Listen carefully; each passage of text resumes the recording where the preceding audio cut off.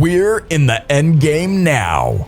Welcome to day 4 of the Fixed Ops Roundtable Automotive Avengers event. With great power comes great responsibility.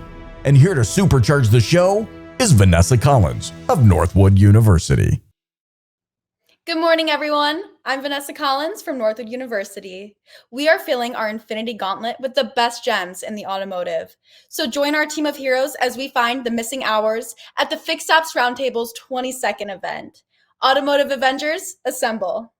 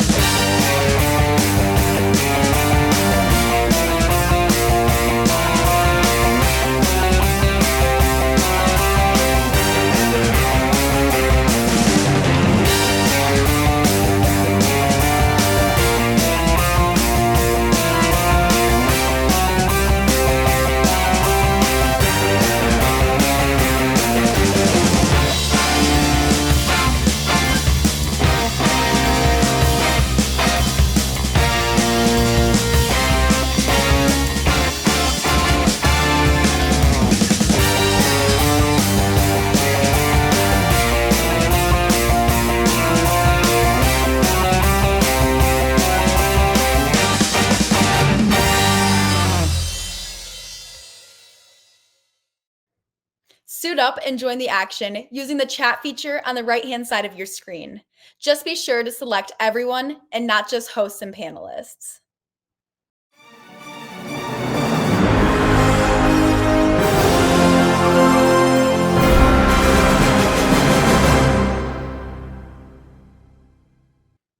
Make sure to wish a happy birthday to our first speaker of the day. Please welcome Shon Kingrey of the Kayser Automotive Group.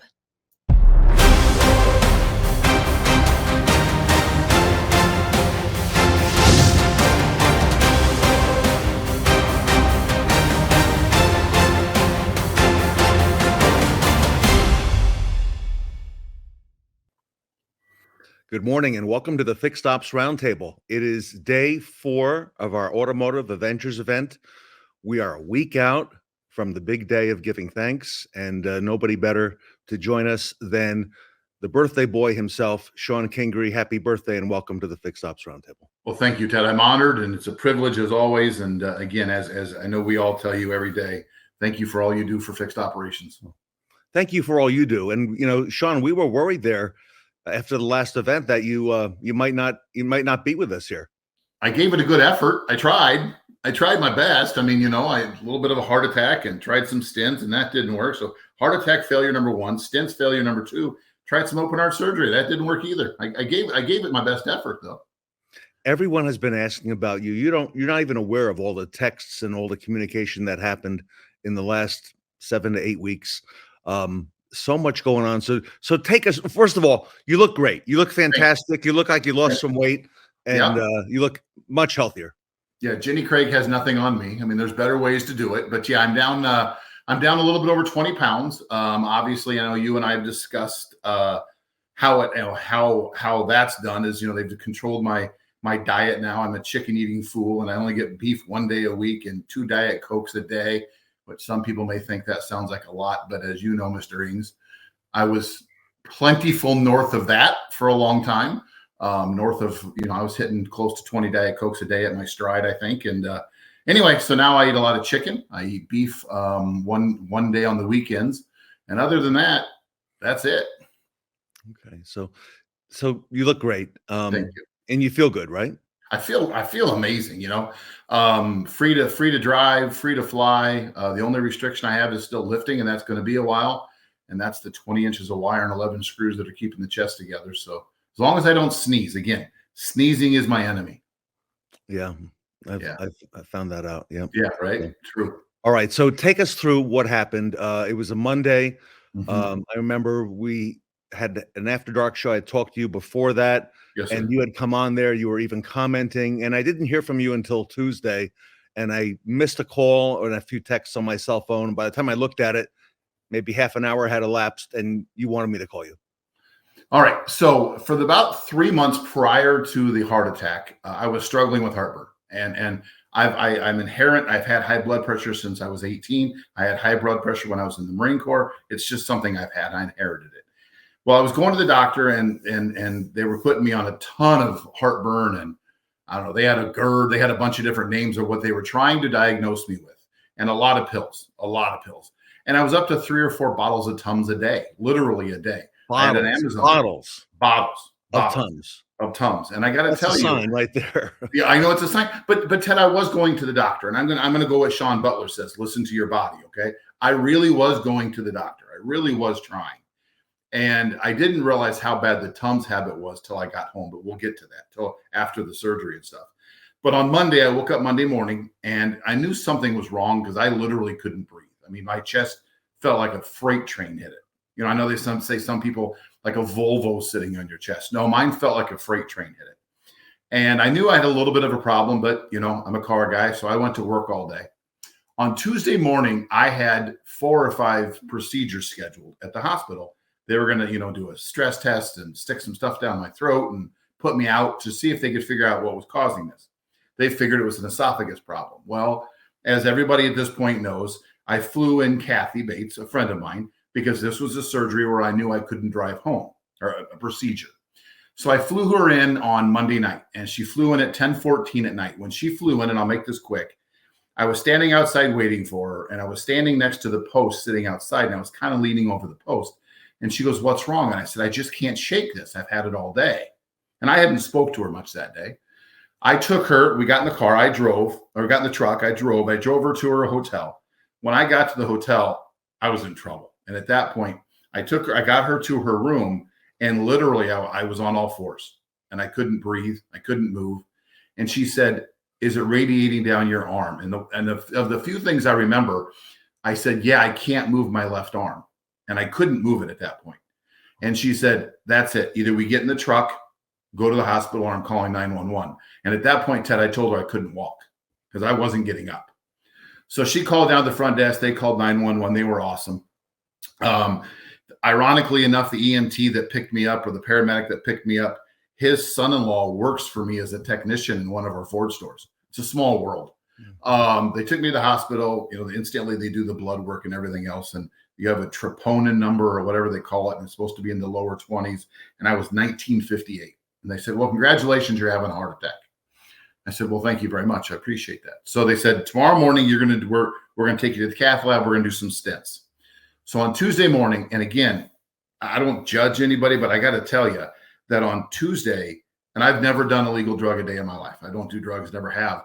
They gave me fentanyl, and I'm in the cath lab, and you're awake for this, right? And they go through your wrist, and they stick the little thing up there, and the doc comes out from behind the screen and goes, "Mr. Kingrey, we can't fix you. This is bigger than you. But when you're on fentanyl, you don't care." I said, "All right, cool." So they wheeled me out. They brought me back to my family. And at that point, Ted, this is where it got kind of ugly. And I think, and we're going to get to my thanks in a second. It got to the point where they wheeled me out, and I'm in the room, and I'm like, "Guys, I'm 51 years old. I'm not ready to get cracked. I'm not ready for open heart surgery. I'm not there. I wasn't mentally there." By this point, my daughter's there. My brother-in-law, my ex-brother-in-law is there, who's one of my best friends.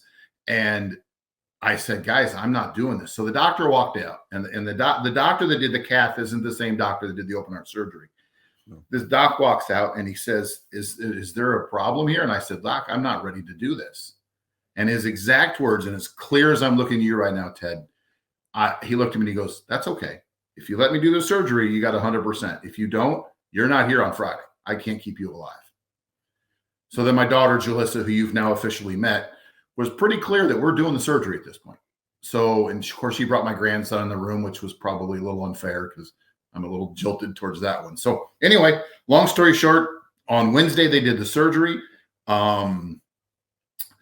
I don't remember anything other than waking up and fight. I remember fighting the tubes down your throat and that kind of stuff. I was out on Monday. I spent a week in Iowa, and I was back to work in 11 days. That's the story. But here's where the things come in, Ted. And again, I know I'm rambling on. No. I need to thank you. I need to thank the Fixed Ops, the family, Michelle. I mean, everybody who was involved. Obviously, I know Owen was on the panel and John was on the panel. I mean, John's at his wedding. John's waiting for Angela to walk down the stairs, and he gets a phone call. We got a problem. And I've talked to John, obviously, a lot since then. He's been up here helping at my stores. And he's like, Shawn, do I get married or do I wait? Do I get married or do I wait? Well, anyway, Ted, I can't thank you. I can't thank the family enough. The prayers, the messages, what Shawn Butler says is true. You feel it. I know during that Tuesday and Wednesday, you and I spoke a couple times. I know you and I spoke right before I went to surgery. I was watching Pawn Stars, obviously. I remember that. Yeah. Yep. I can't say enough. It obviously wasn't my time. I don't want to get down into the weeds into that conversation. But like I said, I gave it a good effort, but it wasn't my time. And I feel great. As crazy as it sounds, the chest doesn't hurt as bad when they split you open as the collarbones do. The collarbone pain is the worst pain I've been through in my entire life. And I don't do, like I said, I don't do drugs. I'm not into pain pills and stuff. So, but I'm through all that now. Like I said, if I can avoid the sneezes, I'm good. Your daughter told me that you were not on board with the surgery, even late Tuesday, Wednesday going into it, even with their grandson coming, even with what the doctor told you. Jalissa said he still was not quite on board with doing this. Ted, quick story. There was a nurse that came in, and I won't get into the fact that when you have this surgery done, the gentleman that did the surgery doesn't like body hair. I know that sounds really weird. So they shave you. And I'm not trying to be weird when I say that. No. When she shaved me, she leaned over and I could see. And I looked at it, I said, because she had the scar. And by the way, the scar isn't your grandpa's scar. There's no zipper. There's none of that stuff. The scar is only 12 inches. It's not what everybody thinks it is. And I looked at her, I said, you've had this surgery. And she said, I've had it twice. She has she has a degenerative heart condition. Oh. And I got to tell you what, she was probably, and I went and seen her since then, by the way, because now I have to go to rehab twice a week, cardiac rehab. But I've seen her since then. The talk that she gave me about it, she goes, listen, it's going to suck. You're not going to like it when you wake up. You're going to hate life for a while, but at least you're alive. And that you're right. I mean, all the way up until Wednesday morning, my ex-brother-in-law, Darryl, was there. Jalissa was there. Obviously, Kathy was there. I mean, if I could have stopped it before they rolled me into that room, I'd have stopped it all the way up to the last minute. I really would have. What is cardiac rehab like? I got to be politically correct because I'm going to get yelled at. Let's just put it this way. I'm officially 52 today. Yes. Okay. Congratulations. But at 51 years old, I am the youngest person in that room. There is a lot of people north of 65 and 70. So they put the heart monitor on you. They put you on a treadmill or a bike, depending on what stage you're at. Okay. And then the nurses sit up in the little podium up there, kind of like a sales podium on the variable side. Like the tower, yeah. It's literally like the tower. And as you start to relax or your heart relaxes, they just keep jacking it up higher and higher and higher. What? Oh, yeah, it's no joke. So you're in there and, you think you're sweating and think, oh, okay, I could do 11 more minutes. And then all of a sudden you start to see the numbers on the bike or the treadmill start to change. And they're doing all remotely. How long do you have to go through this? I have to do 28 sessions. So I'm halfway through. Okay. Yeah. I do them on Tuesdays and Thursday afternoons from 3:30 to 5:30. It's part of the insurance gig too, by the way. The insurance requires it, which probably isn't a bad idea. Because I can tell you when you leave, you wouldn't go back if you had a choice. So here we are, November 16th. What was the date, the Monday that you had the heart attack? Was it September? I think if I'm not mistaken, it was the 26th, if I remember right. If that was the Monday, I think that was the date. Well, like I said before, you look fantastic. Thank you. And you sound great. And I know you're moving around and doing some things, a lot of things, and you're back at work. A lot of people have said to me, when is Shawn going back to work? I go, he's been back. He's been back for a while. Day 11. I go, yeah, full time. Yeah. Yeah. It was day 11. I was back in my office day 11. And then they didn't let me drive. I I called Kathy my Uber driver for a while, to be very honest, because I couldn't drive for a good 3 weeks. But once they gave me the clear to drive, I'm back in the stores. You wouldn't know. I'm back full time. How I got to ask about Shawn Baxter, Yes. the Baxter family. Yeah. How supportive were the folks there at Kayser Automotive Group? Amazing. During this whole thing. During the whole thing, Shawn visited the hospital, and for those that don't know Shawn, you've got to meet Shawn, by the way. You're only allowed 2 visitors a day, period. 2 visitors, and obviously Jalissa was there and Kathy was there, but Shawn didn't care. Shawn doesn't have a filter. Shawn just walks by security, and Shawn found a different entrance to the hospital and came up. Shawn was in the hospital a couple different times with me before the surgery and then after the surgery. They have told me to work from home. They've told me to work. I mean, Ryan, one of the brothers who you've also met, has contacted me. We've talked more than once and said, "Are you sure you're okay and you're okay being back?" Listen, I feel great. What am I going to do? Sit at home? That's not my gig. No, it's not. So you're back, full schedule, going between the 8 dealerships there in Wisconsin. Yes, sir. Just like it never happened. Holy cow! Minus a few pounds and a few Diet Cokes. All right. So I've asked this of Shawn Butler and others. What advice do you have for the people in retail watching today who are lifelong retailers, you and I in the automotive business, about listening to your body and, doing the right thing? Ted, there's that Facebook post, and it's an older guy. Maybe I am that older guy now. Maybe. Who says the only way to leave, and he's holding his chest. And we all know the post where it says the only way to leave the car business is on a gurney. There's truth to that, and as I mentioned earlier, Shawn Butler says, listen to your body. And however, yes, I was listening to my body. And yes, I was going to the doctor to the point I was taking more heartburn medicine. Ted, hindsight's always 20/20. It was very obviously something was very wrong. I mean, I was fighting this for a long time. And like I said, I was doing 3 or 4 bottles of Tums a day.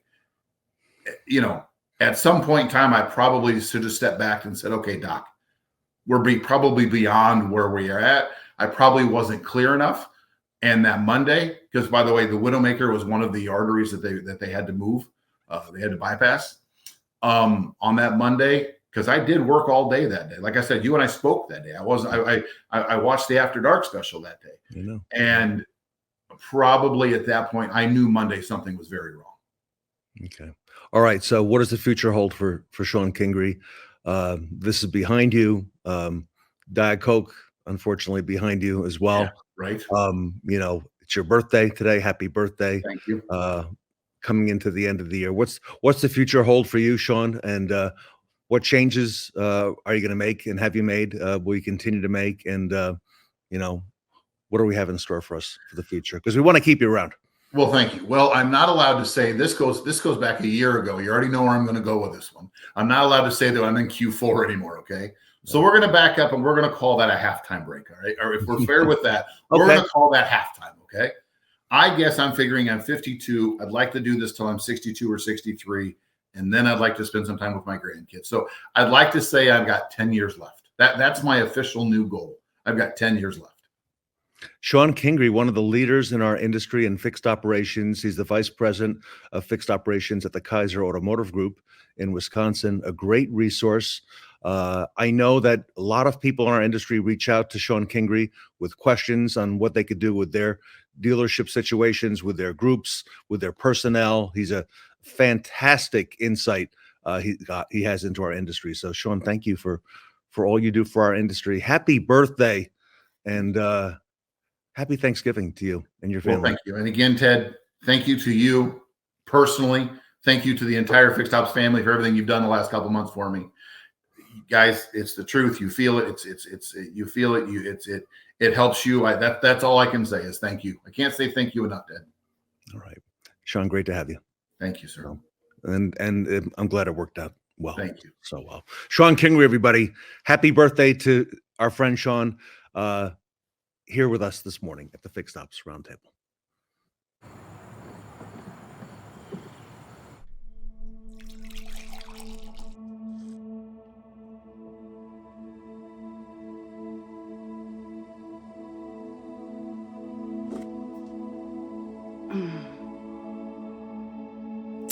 Wish us luck today. Seatbelt, John.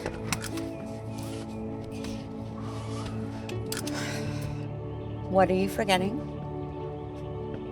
Oh, mirrors. You sound just like Dad.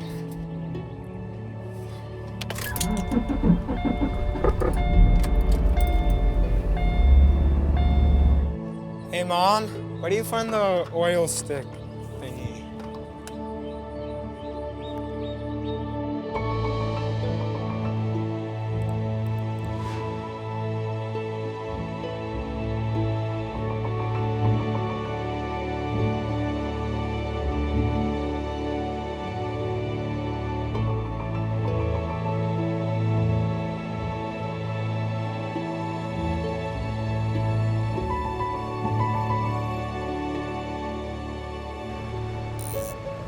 Thank you so much for everything. Yeah, Sheila, anything you need. Okay. Have a great game, buddy. Thanks, I'll try.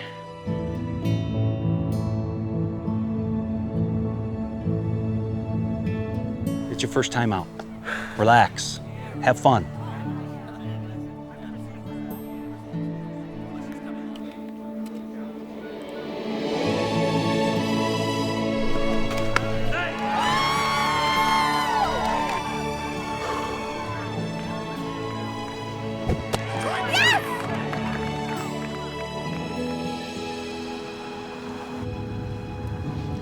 Wait, you're not going home?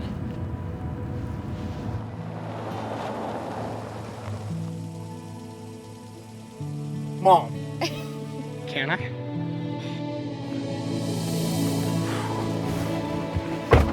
Oh, seatbelt.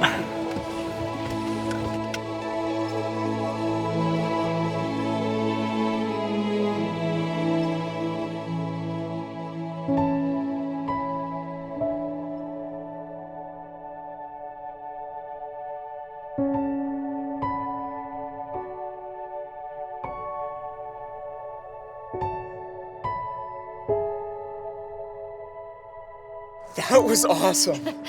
Can we take some time to think about it? Of course.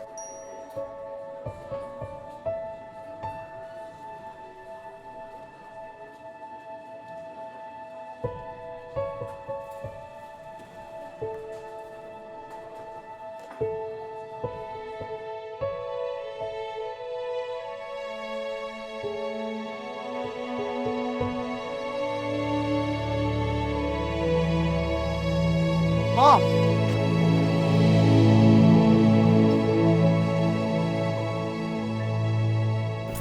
All right, bye, Mom. Have a good day, honey. Drive safe. Life is about connection, having a support system to lean on, and roads to endless possibility. At every turn, guiding the way, we are building the connections that move you.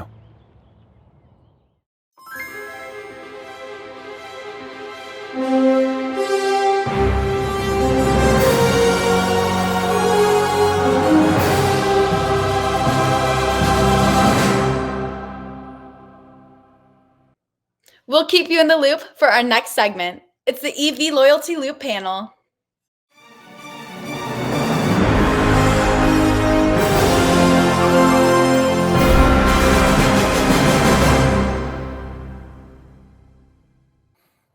Welcome back to the Fixed Ops Roundtable. Roger Conant is with us with a panel of superstars who need very little introduction. But Roger, I'll let you go ahead and do the honors today.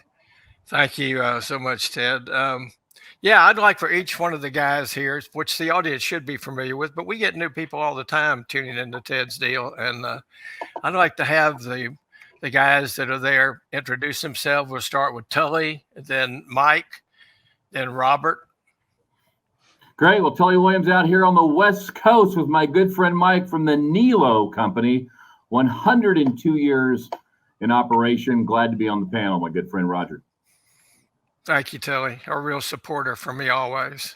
I need to get to know you better, though. We haven't had that many conversations. Mike, you and I have had some conversations. Well, Tully will send you one of his badges. then you'll be part of the group. I found mine in my lunchbox. But anyhow, Mike Weldon here with the Hansel Auto Group. I'm the Fixed Ops Director out here in sunny California. Beautiful. and with David Long. And I got to tell you, I've never seen a general manager of a group, kind of, which is what David is, and a fixed ops director be so in unison with each other. I mean, they're constantly together, strategizing. Really impressed. Robert, how about you? Absolutely. Robert Migliaccio. I am the service manager at CMA's Valley Chrysler Dodge Jeep Ram in Stanton, Virginia.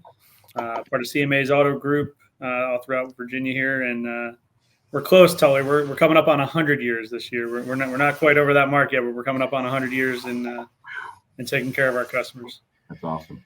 And I will tell you that Robert, that just happens to work for a lady that was my first draftee, I guess, for Ted's Las Vegas gig, basically, which was 10 years ago? Anyway, Liza Borches was one of the first people. She was really busy. She was going here, she was going there. This was the NADA version on site of Ted, and she made it to the panel, and she's just everything. She's just fantastic. So you're working for a really good organization, and I knew you through another gentleman too, where you were up in Pennsylvania. But anyway, what I'd like to say, in addition to all these guys, is that Michael and Tully are not planning for EVs; they're living EVs.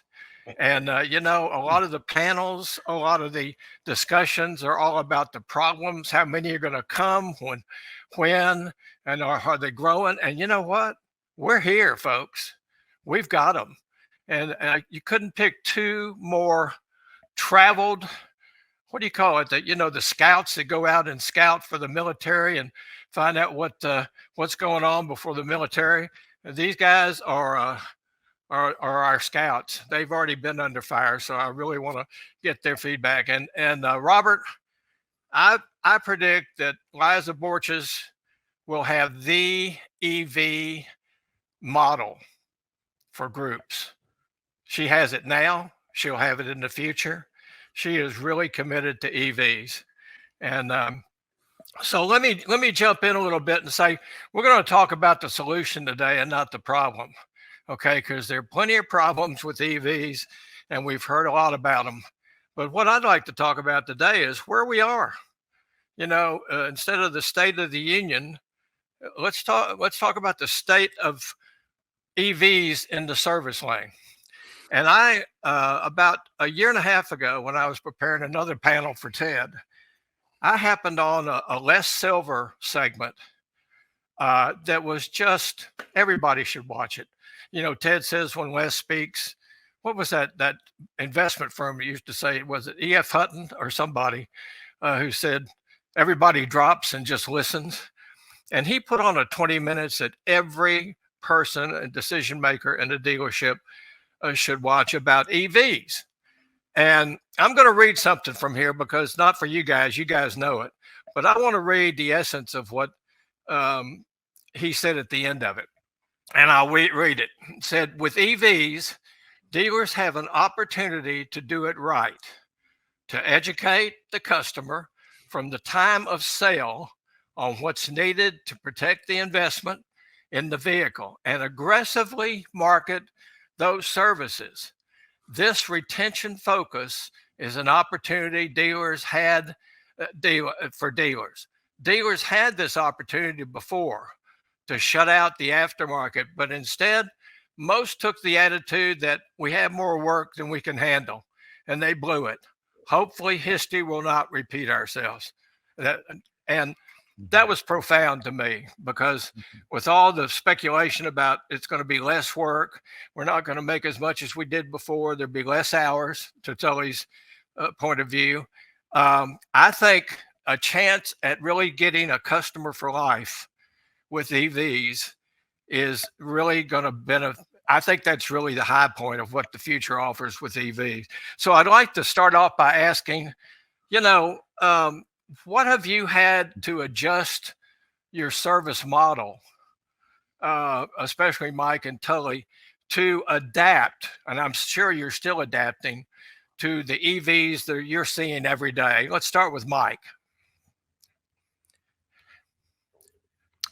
And you're on mute, Mike. I think it's education first. I think you have to educate your staff what the value is, what the change in technology, how we're looking at our business, how we need to look at our business going forward, what we need to do to retain the current customer base that we have, and then pull it all in together. You can't run it as separate businesses. I believe that it's one business, and we have a huge opportunity to win back customers that we've lost over the years through the integration of electric vehicles into our business, where everybody's still going to have an ICE vehicle for a number of years. And when you establish or reestablish that relationship, the opportunity is huge for us. Tully? Well, I look at EVs as that the customers are just like everybody else. So there's the secret. You don't worry. They're not aliens from another planet coming in to invade your service department. But that being said, is that as we have super neat cars, EVs are the next super neat car, and and we've had this great run on electric cars, but that run is slowing down to where it's going to find its place in our percent of sold cars. In the beginning, EVs at our Volkswagen store, ID4, we're the number one in the United States. We sold 70, 80% EVs. Wow, great. We sold 100 cars. But now as we things that, guess what happens? We have a bunch of inventory, and we're just selling them as like 30 to 40% of our normal inventory. But here's the thing in the service department. One, you can't give an EV person a loaner car that's not an EV. So you must be stocked up for EVs for those people. Two is that there is a tremendous amount of back orders and software updates. God bless America for us, right? So there's education on what's going to happen when the car comes in, because a car is probably going to spend the night. And if it's a part that's on back order, it's going to probably spend multiple nights. So we have to make sure we set it up. But here's the deal. This is the same thing we would do if it was an ICE vehicle. Next is that you've got to make sure your chargers work. And I think, honestly, when we look at our area, chargers for us are horrible. And when it comes to supporting these networks, and you can see why all the manufacturers have tagged on to Tesla's charging network, because most of the times they work. But our challenge is having enough chargers out there that work in our EV. So first thing we want to do, technicians must be trained. As all of us on this panel know, training is a must for our technicians, and technicians for us to get those cars, not just to have the one guy, but to have 5 guys that are trained in EVs, so we have no mistakes or no massive injuries. 2 is your driveway set up for EVs, i.e., are you ready to charge those cars up and make sure you have the capacity to do those and the tools? This is the fun part of EVs, is that it's new, it's hip and happening, but guess what? In another 2 to 3 to 5 years, it's just going to be another car for us in the fixed ops department, and it's going to be great. Maintenance, very little. Cabin filters, tire rotations. But you know what? It's going to be a fun ride. We're super excited to have EVs, as Mike and I have sold a tremendous amount in our dealerships. And you're going to see more and more of them. Robert. I mean, they kind of stole all the thunder there. There's nothing really left to talk about again. No, but no, in the realization of what they said there, it's going to come down to that mixture across the board. We're in a unique state with Chrysler, Dodge, Jeep, Ram, because we're kind of the stepkids to all this. We're coming in real late, and we're joining the market after everybody's already been developing it.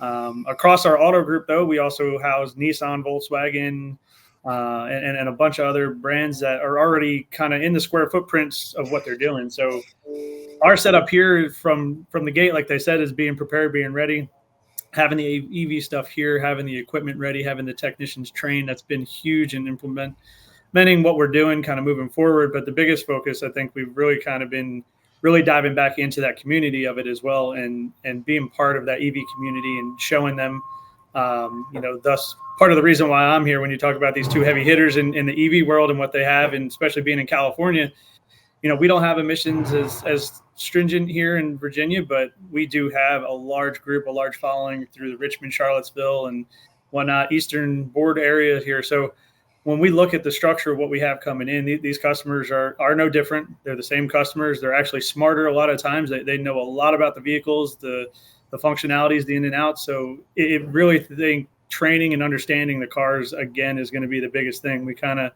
You can muddle your way through an ICE vehicle with a customer because everybody kind of has the same general knowledge. A customer coming in that has a hybrid or a BEV and whatnot, they're going to know exactly what's going on, what they're looking at. So we just got to be prepared and on point and ready to go to take care of them. Thanks, Robert. You all three mentioned that you need to be ready for them. And ready to me means training. Now, I know the OEMs that have EVs have probably offered training because I took them when I was working with the GM store here. A lot of them are check the boxes type training. But what have y'all had to do? Well, first of all, how have you found the manufacturer? I don't want to get you in trouble, of course, but how have you found the manufacturer training to be? And I know you've had to do some other things too besides that. And I got to tell you, I know that I'm going to start with Robert, so they'll have to copy what he says. Okay. But Robert, why don't you start? Because I know that Liza Borches, she made a comment to me at SodaCon where she said, it doesn't matter what kind of car is on our lot.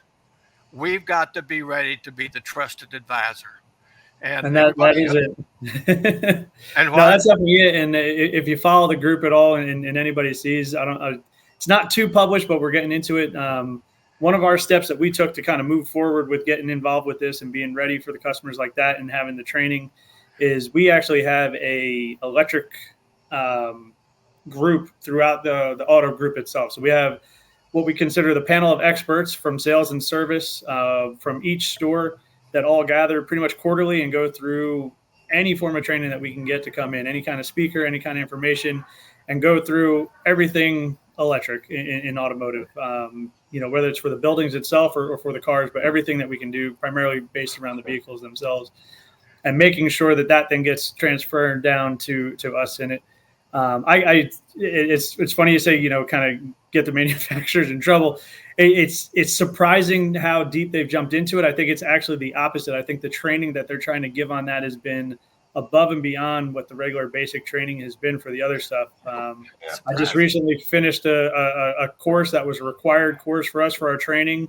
It was pretty much a Zoom call kind of style training, and they let us through a Q&A and a bunch of different stuff that we had to do on it. So they're definitely diving deep into it and making a big focus on it from the manufacturer standpoint. And the training, I think, is actually a whole lot different than what they've been kind of going through. Really kind of giving heavy basics in EV in general, and then kind of breaking it out into the brand specifically on what it's going to mean for the brand as well. That's fantastic. It's good to hear too, some of the details of it, because it's my opinion that a lot of the training, the outside the manufacturer training, has been aimed at the sales force. Okay. And knowing what I know about fixed operations, because I worked in a pretty big GMC store here, when the car was sold and delivered with ICE vehicles, okay, not EVs, that customer really didn't have a lot of knowledge about even their ICE vehicle.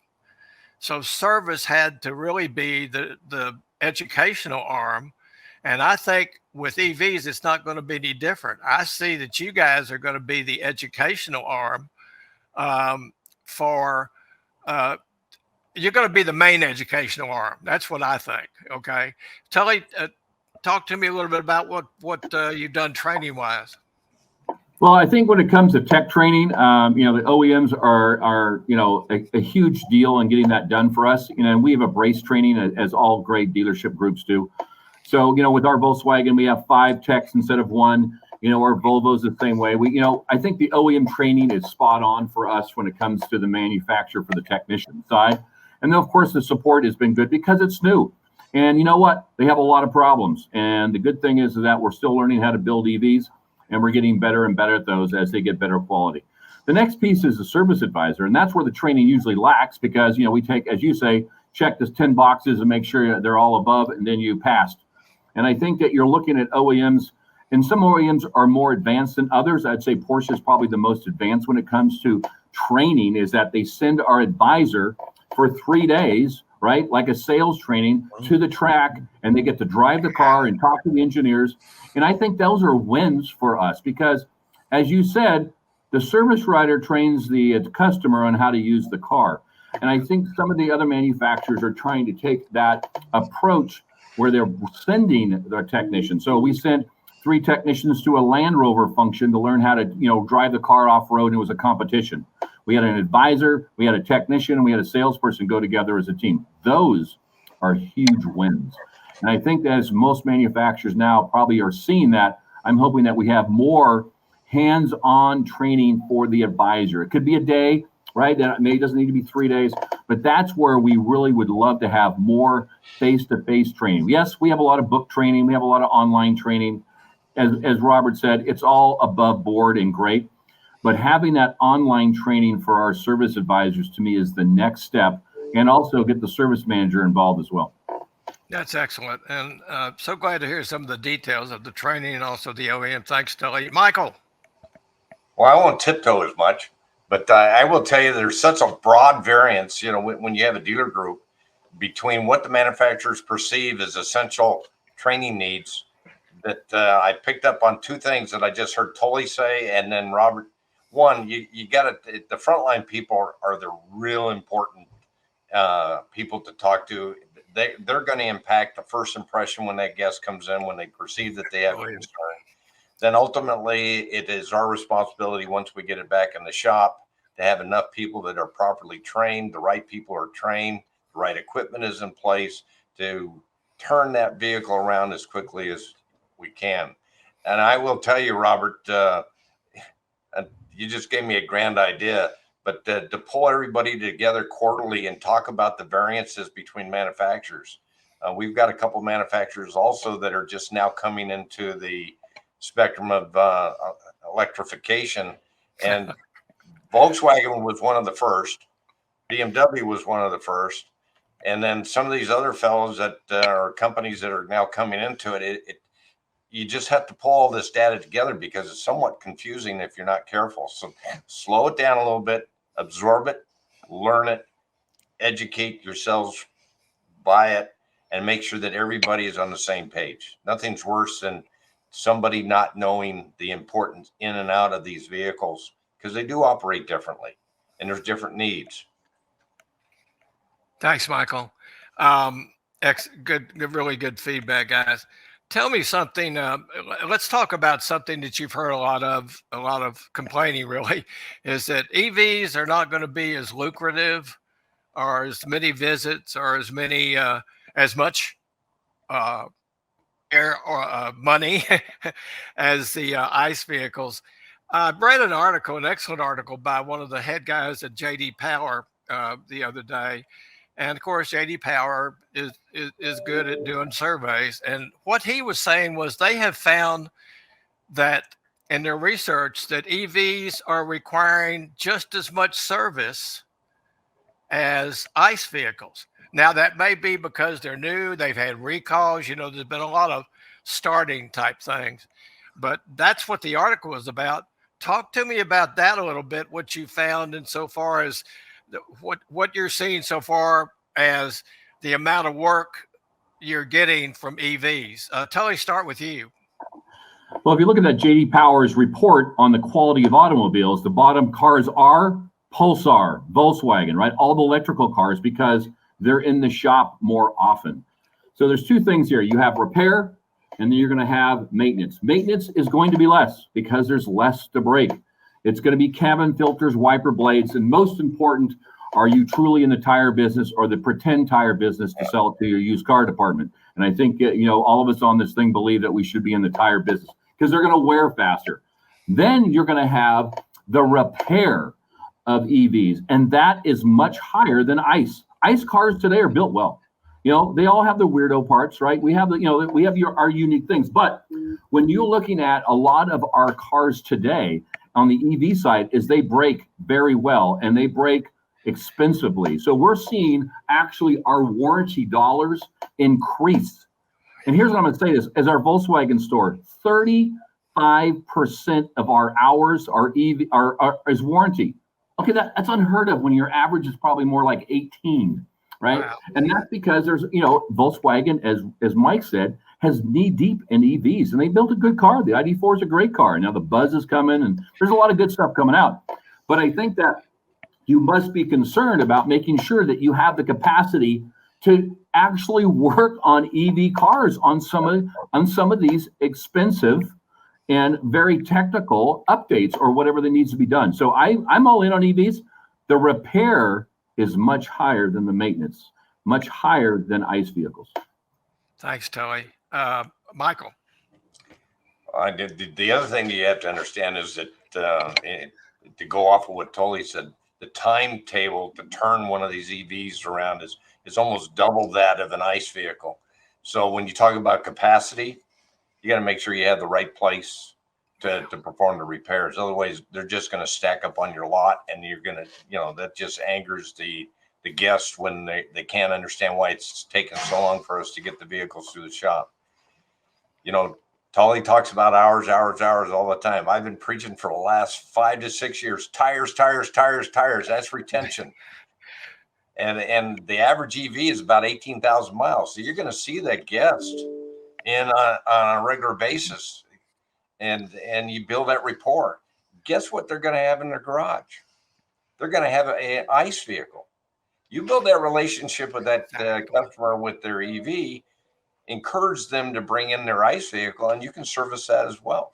So in my mind, I don't believe we're going to slow down. We're only going to get busier. I think that's great. Robert.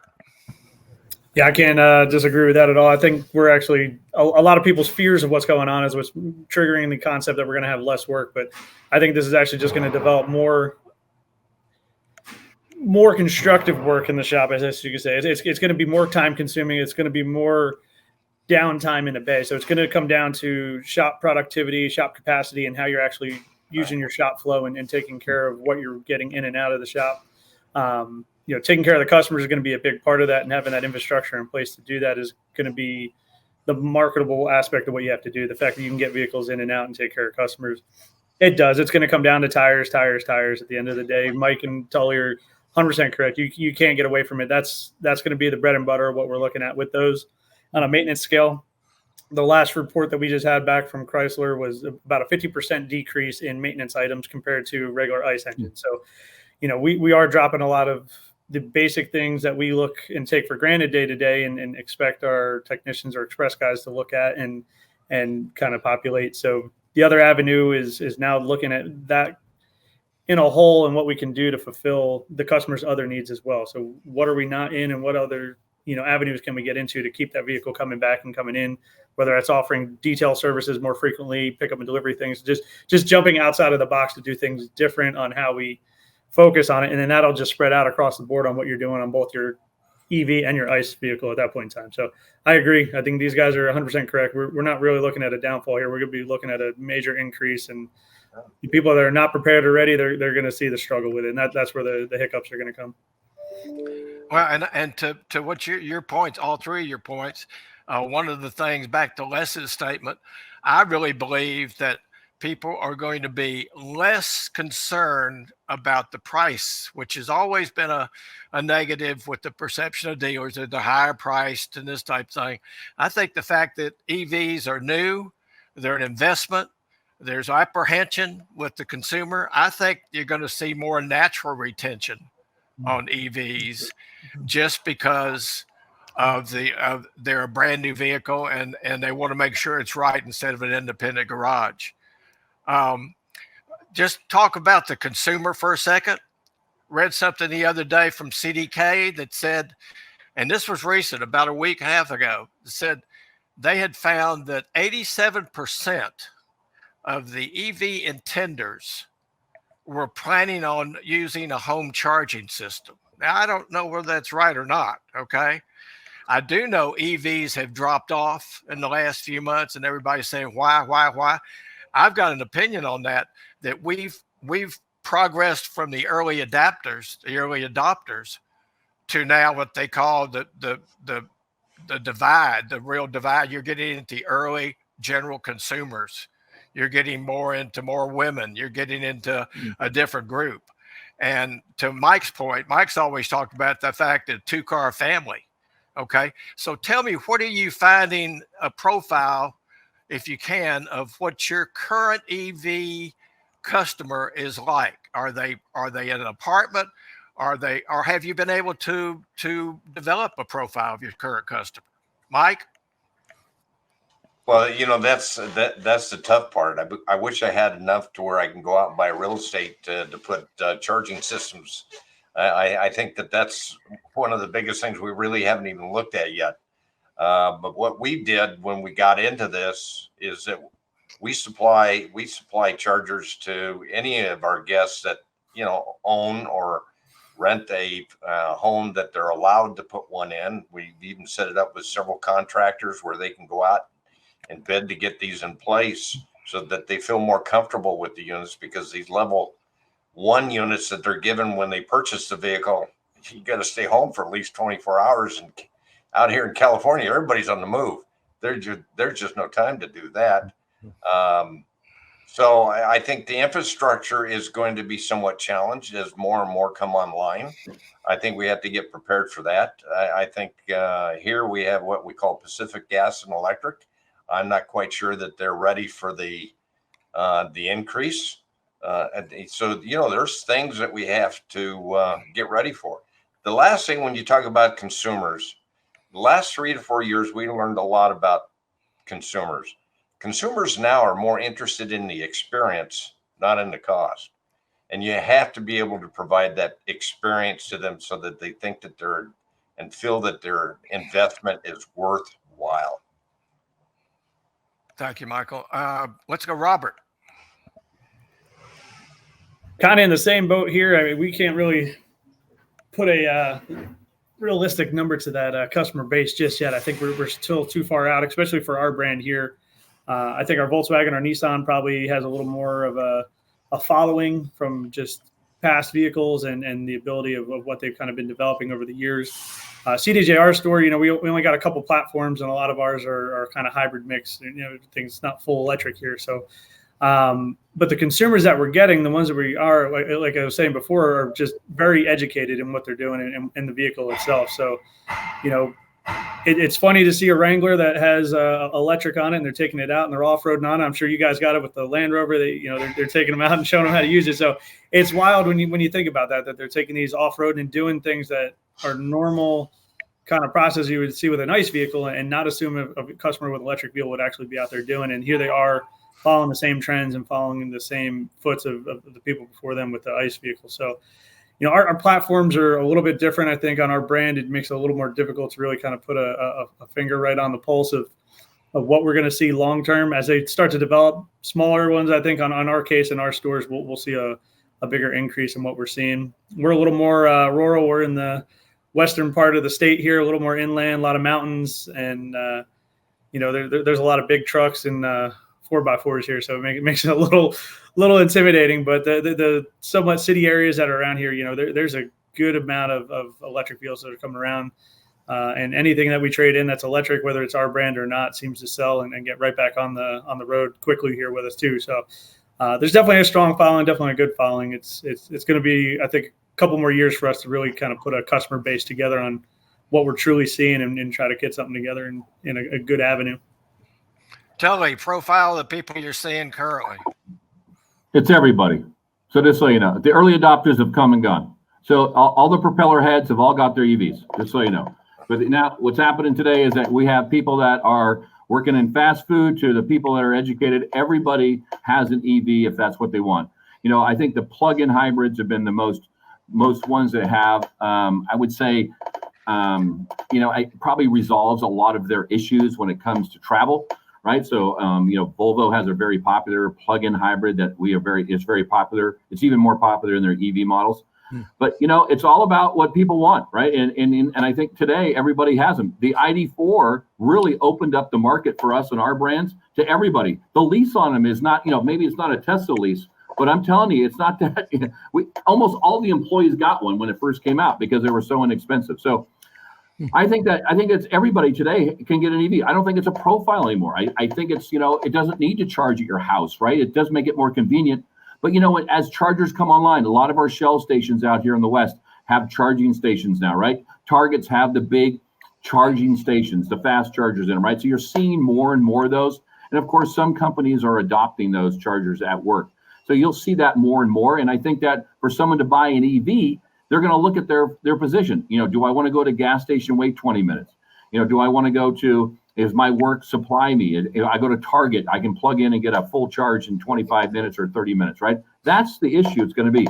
If someone lives in an apartment and works at a place that doesn't have a charger, they're probably not going to buy one because it doesn't work out. So, it's going to be the profile of their driving habits and how much fun they want to have. Fascinating conversation. Wow. Are we finished? Are we done? Well, you made my job easy, Roger. So, well, I tried to fill it. I was going to ask them about walk-arounds changing. I was going to ask them about tire. But you know what? We're going to be looking to these guys as the front line of EVs, and I want to hear more about their experiences. I tell you what, Roger, I'll invite you to come back and let's do that for the second round on another panel, and we'll do that for the next event. Thank you, guys. Appreciate you. All right. Thank you. It is a fascinating conversation, and it continues to evolve.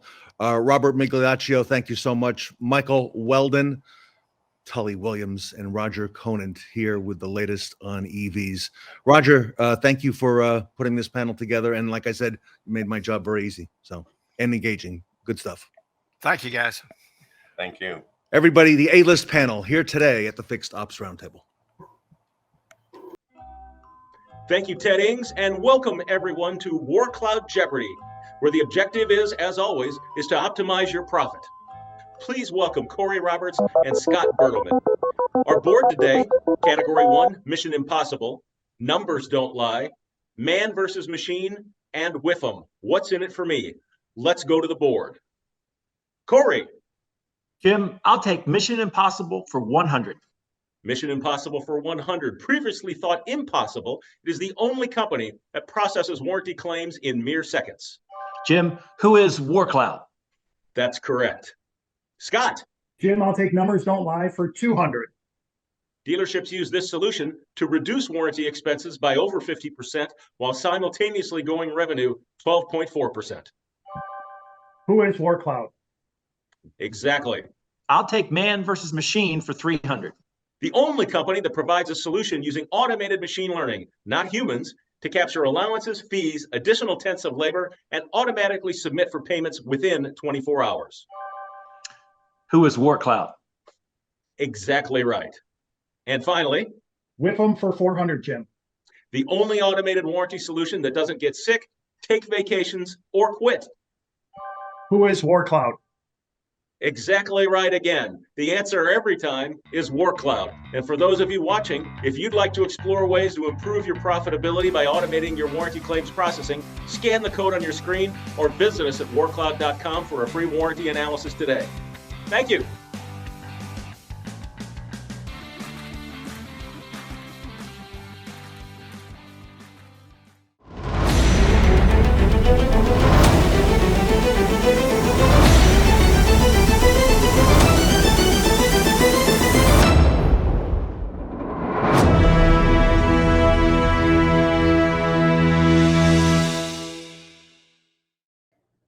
We've got our very own Captain America on the show. It's Alan Bass of All American Ford in New Jersey.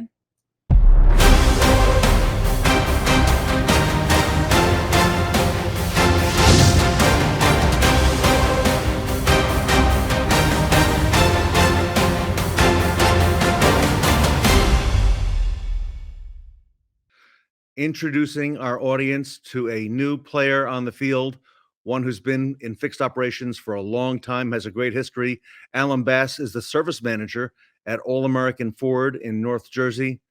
Alan, welcome to the Fixed Ops Roundtable. Ted, thank you very much. It's an honor to be here. Alan, you are involved in a lot of stuff, and I know All American is a big name in New Jersey. It's growing. I know you're in the truck center this morning. And first of all, tell us a little bit about the group and then about yourself. So the group, there's two brothers that own the dealership. They're awesome. We're the largest Ford store, I would say, probably in the Northeast. Huge volume stores. All of them are very, very large volume, and we are rocking and rolling every single day. Now, you have been in the business a while, Yes, like sir. myself, and I remember you telling me that Manhattan Ford, which for many years, the flagship store of Ford Motor Company in downtown Manhattan, what a beautiful place. You were intricately involved, okay, for many years on Manhattan Ford. And tell us about go back and tell us your history, because I think you got in a little earlier than that. Yeah, so I got into the business at a really young age. I started washing cars at like 12 years old. During like my grade school years and my high school years, I was always told by everybody from guidance counselors to teachers to my own family members that I would be good with my hands. And I kind of took that to heart. So through elementary school, high school, I was washing cars. I went to college for automotive technology. It took 3 years to graduate from there. When I did graduate from there, I did start in some smaller dealerships. Nobody really wanted to give me the time of day. So I kind of went back on my detailing roots and got a job at Ramsey Auto Group as a detailer.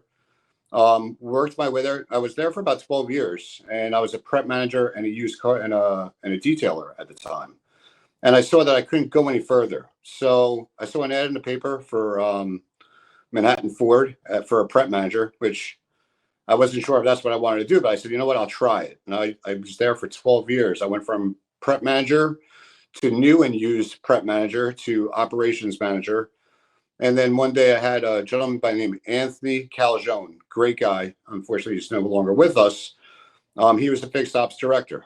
And he said, you know, Alan, I want to take you from a campfire and put you in a forest fire and have you be our service manager for our Mazda, Ford, and Lincoln dealer group for the 3 stores. We were underperforming by crazy numbers, and our CSI was at a negative 30 the day I walked in there. A negative 30. A negative 30 for a flagship store. We were at a negative 30. So service manager role within a year, I would say every month within 2 months. So the first 2 months, our CSI scores were okay. I then jumped our scores up. We were above the nation for 15 months straight, and we had record months, month in and month out, record months with gross profit. I stayed with them until Ford one day decided to show up and say, we don't want to be in the dealership business anymore. We're going to shut down the store. They gave us 3 months. After those 3 months, I stayed on board to help, shut the store down. So I went from about 350 to 400 employees to 5 of us shutting down the store. And there's a lot that you learn, and I learned a lot in those 3 months.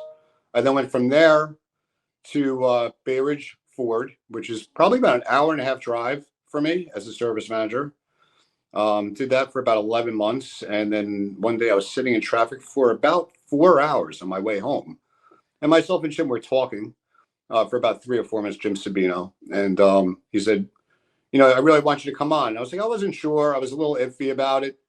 And then after I'm sitting in traffic for about 4 hours, I called up Jim. I'm like, is that job offer still there? And he goes, yes, sir. I'm like, cool. I'll start Monday. And I got to say that Jim Sabino has been like a brother to me. I mean, he's definitely a mentor. And All American Ford and All American Auto Group, they're awesome. And, I love Jimmy. I love Jimmy like a brother. I really do. What do they say in New York? If you can make it there, you can make it anywhere. I would imagine the expectations of those customers who, I imagine a lot of them worked in Manhattan, right? Because I know the location. I imagine the expectations were off the charts. Yeah. And you know what? We dealt with a lot of high influenced people. I mean, Mayor Koch brought his cars there. Derek Jeter brought his cars there. I mean, I could just rattle off. So we saw a celebrity probably every other day in our store. Yeah. It was cool. It was a very cool store to work at. I remember driving by. I won't mention the celebrity's name, but I remember traffic stopped. Okay, because there was somebody just outside the dealership, and there was a lot of people with their heads turned, in vehicles looking, so not uncommon. So Alan, you are part of the All-American Ford Auto Group, working with Jim Sabino. Jim's been on the program, as you know, a number of times. Yep. And the All-American name is really strong. You got a lot going on there. And so I'm hearing a lot of good things also about Ford in your area. And I know you've championed the mobile technique, and you got a lot more in store for us, don't you? Yeah. I have a feeling Jim will probably announce something. I don't know if he will. He might. Mobile service, we're killing it. Mobile service, I think, the remote experience that Ford is pushing on us, it's huge. Between pickup and delivery and mobile service, we're blowing it up every day.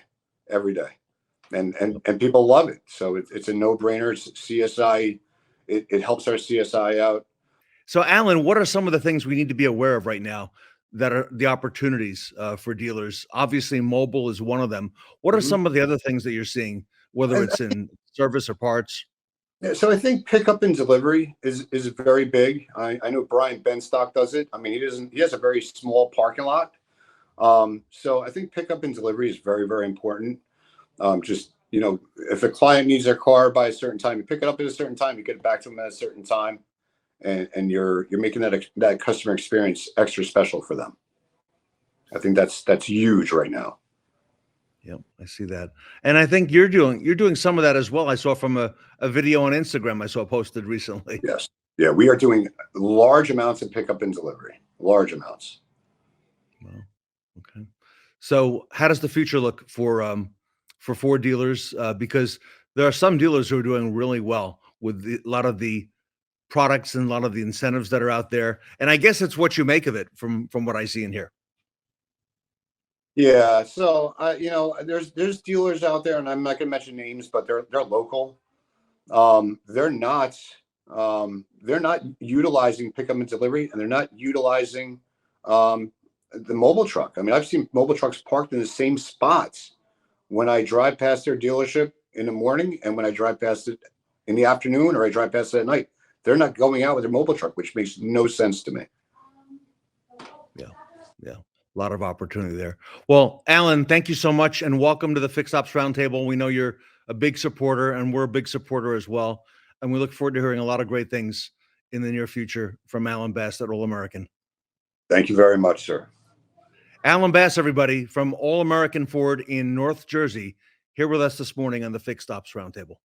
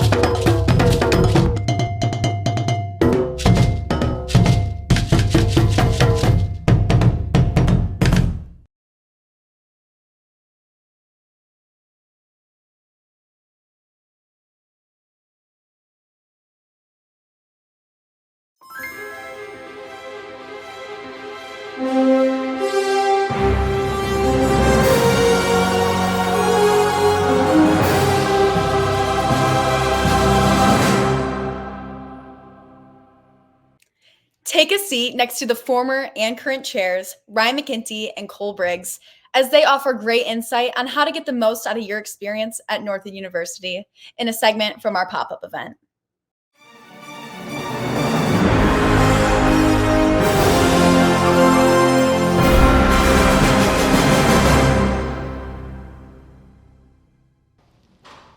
Welcome back to the Fixed Ops Roundtable. I am Sarah Vantine here with Ted Ings. We are at Northwood University, and it has been an amazing week at the International Auto Show, seeing all of the exciting things on campus this week. Gentlemen, please introduce yourselves and share a little bit about your connection to Northwood. Of course. My name is Cole Brriggs. I'm the general chair of this year's Auto Show and its 60th anniversary. and we are so excited to be on this. Yep. I'm Ryan McGinty. I'm a senior manager of utilization in the Customer Success Services Department of Reynolds & Reynolds, and I was the past chair in 2006 of the Northwood Auto Show. Wow. So, Ryan, first of all, welcome to the Fixed Ops Roundtable. Okay. It's your very first one. So not just as an alumni of Northwood, but as a past auto show chair, okay? Which call is very impressive, okay? And now you work for the Reynolds & Reynolds and Company. Tell us what it's like to be back here at Northwood, especially this week with everything that's going on with the auto show. Wow, it's a different world. Honestly, when I come on campus, there are so many new buildings. There are so many things that are different than when I was here. For example, the building we're in right now didn't exist when I was here on campus. And they've got a new DeVos building for graduate school. Mm-hmm. They've got a lot of things that students can do on campus that didn't exist. But what it really reminds me of, especially right now, is the memories. So I had a lot of friends here at Northwood, and I know that you've gained a lot of friends through the auto show and just your time here.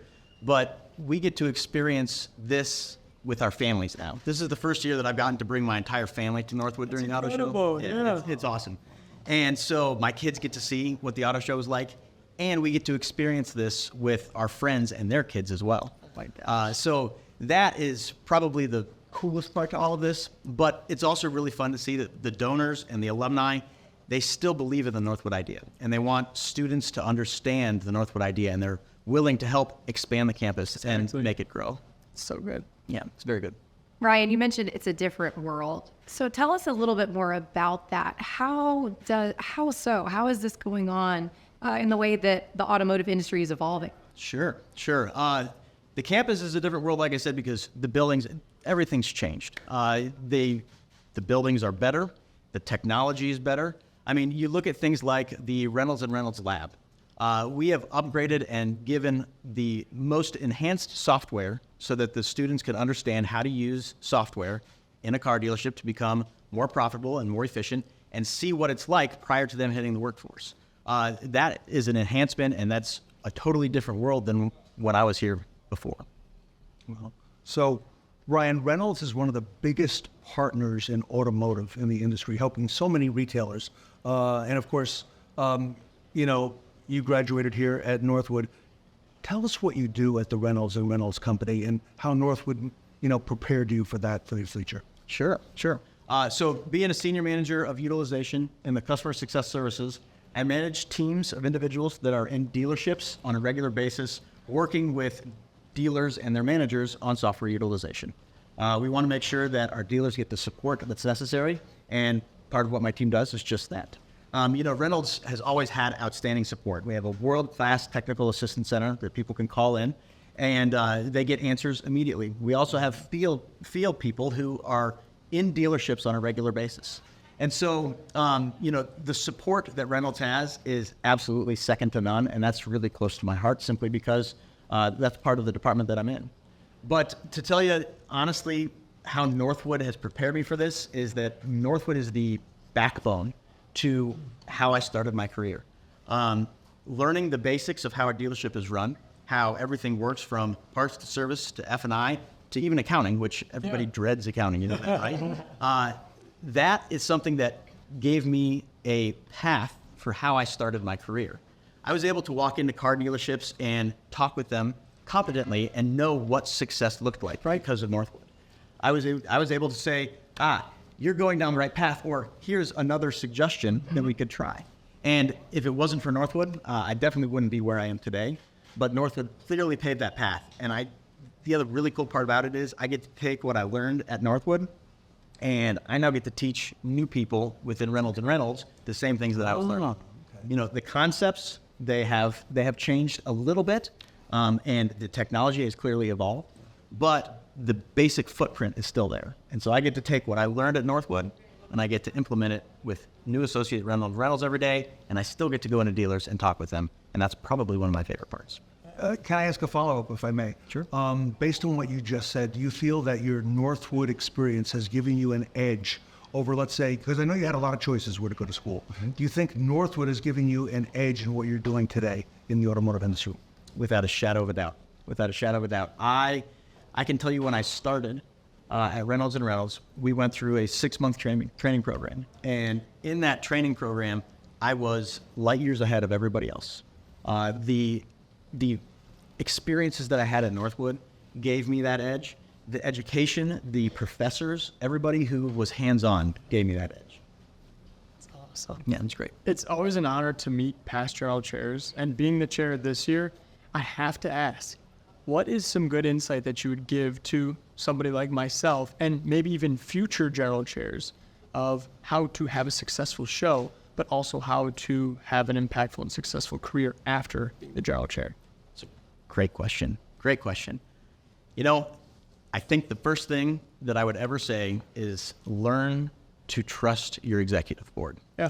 Hopefully you've learned that over the time that you've been here, because the show is here and now it's time. At this time I have to. But if there's one thing that I can take away from when I was the chairman, it was that I needed to learn to trust my board to do their job. And that plays into the role of what I have now. I manage leaders who manage teams who go into car dealerships. Yeah. And so learning to trust the team made life a lot easier, because you've got a lot on your plate as a chairman. Future chairmen will have a lot on their plates. If we try and do it all and don't trust the people that are on our executive board, it becomes extremely taxing. I would also say take every experience that Northwood gives you and absorb it.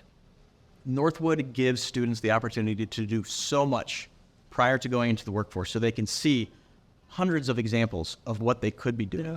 They can see or be introduced to people that are successful within our industry. You know, Northwood makes that the norm, but when you think about it, outside of Northwood, that's not the norm. We have these experiences. We have the ability to go to the National Auto Dealers Association as students. We get to work the Detroit Auto Show. You get to put on this gorgeous show on campus and have an experience of leading people that no other student will have outside of Northwood. So absorb those experiences. And, you know, one of my friends said it best, Northwood teaches you that no isn't really an answer. You say yes and you learn from your experiences, even if you're not prepared for them. You say yes and you go. So amazing words of wisdom, Ryan. Thank you. You bet. And a great mindset that Northwood helped you build and establish. So, and what an opportunity, Sarah, to have the current chair of the auto show and past chair with us here on the same panel. So congratulations to you on all, and thank you for all the great work that Reynolds is doing. And Cole, congratulations to you as well on a wonderful auto show, successful one that you've put together. I know you've worked a long time on this one, so, you know, thank you for all you do at the industry. Stay with us, everybody. We're here at Northwood University with the Fixed Ops Roundtable with the Reynolds and Reynolds Company. We will be right back.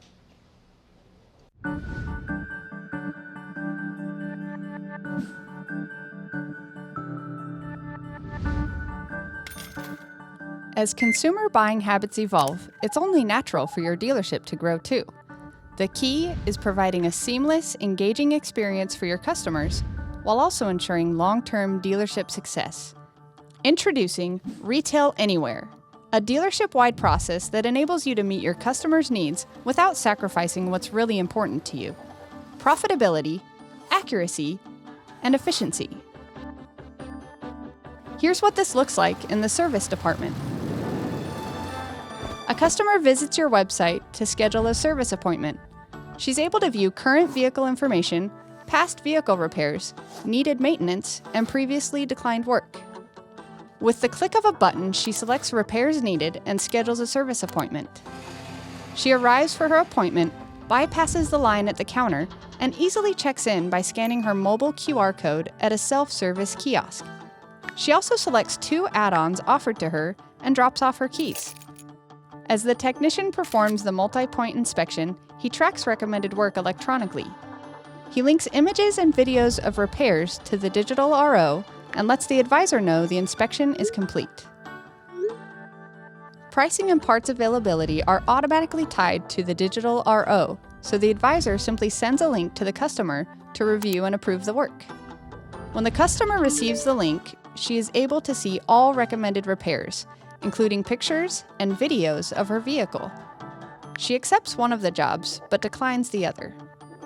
At the dealership, the advisor, technician, and parts department receive the customer's updates, and the approved work is started right away. Declined work is flagged for future opportunities.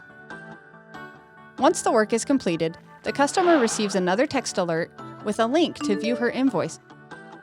She pays securely online and heads to the dealership to pick up her vehicle. It's after the service department is closed, so she checks out using a kiosk and receives her keys. Retail Anywhere is built on a single system, single process approach. It allows customers to schedule, review, and approve work on their terms, whether in-store, online, or both, while still allowing your dealership to retain profitability, accuracy, and efficiency.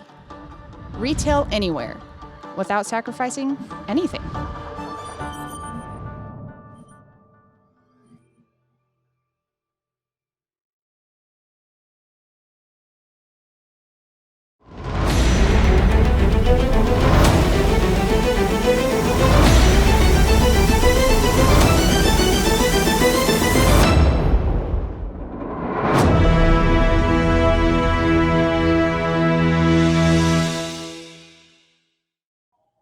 Looks like the apple doesn't fall far from the tree.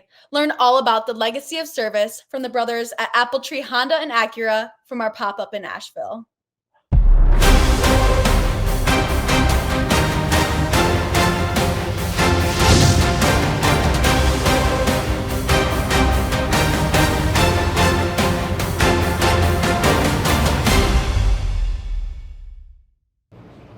Welcome to the Fixed Ops Roundtable. I'm Sarah Vantine here with Ted Ings. We are in Asheville, North Carolina at Apple Tree Honda and Acura. And today we're going to be talking about the legacy of this organization, Ted. Sarah, what a great opportunity to highlight the wonderful dealers in our industry all around the country. We're here today with the leaders of Apple Tree Honda and Acura. Gentlemen, if you would, please introduce yourselves and tell us what you do here at the dealerships. So I'm Krafton Locke. I'm one of the co-owners here with my partner, Kelby. I'm Kelby Locke. I'm one of the co-owners, and I do a lot of the internet directory and all the stuff that has to do with our websites and stuff like that. So you gentlemen are brothers, is that right? That's correct. Yeah, family-owned business, and we've been in the business for 50 years now. So tell us a little bit about those 50 years, maybe how it got its start. You're, certainly 50 years as a Honda retailer. I've seen that. Give us a little bit of backstory on that. Yeah, so it started with our father. He worked his way up the car business from sales to management, eventually, GSM, GM. Then Honda came to be in the United States. They had an opportunity to sell the Chevy store. Then we built the Honda store here in 1983, and he became a co-partner at that time, eventually became full owner. Then my two brothers and I eventually took it over, and now it's the two of us that own the dealership. So a lot of history, and actually one of the few dealerships in the United States at 50 years with Honda. Yeah. So we're proud of that. Very proud of it. So, and you've got the dealerships really adjacent to each other. They're close by, which we don't see typically with Honda and Acura. That's one of the advantages of being early on in the game. Yeah. Because we got to have the Acura store right here with the Honda store. So I think we're one of just a few in the United States that have that. So. But it's really nicely, just like you're talking about, we can walk between the Honda and the Acura store, kind of show the different products to each other, and upgrading to an Acura or looking at a Honda, what makes sense for our consumer base, and they're all walking distance, which is really nice. So.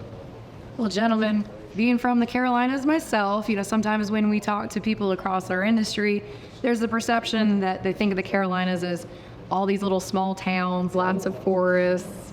But tell me, when you think about being here in Asheville is such a unique and different place in this state and in this region. Can you talk a little bit about that?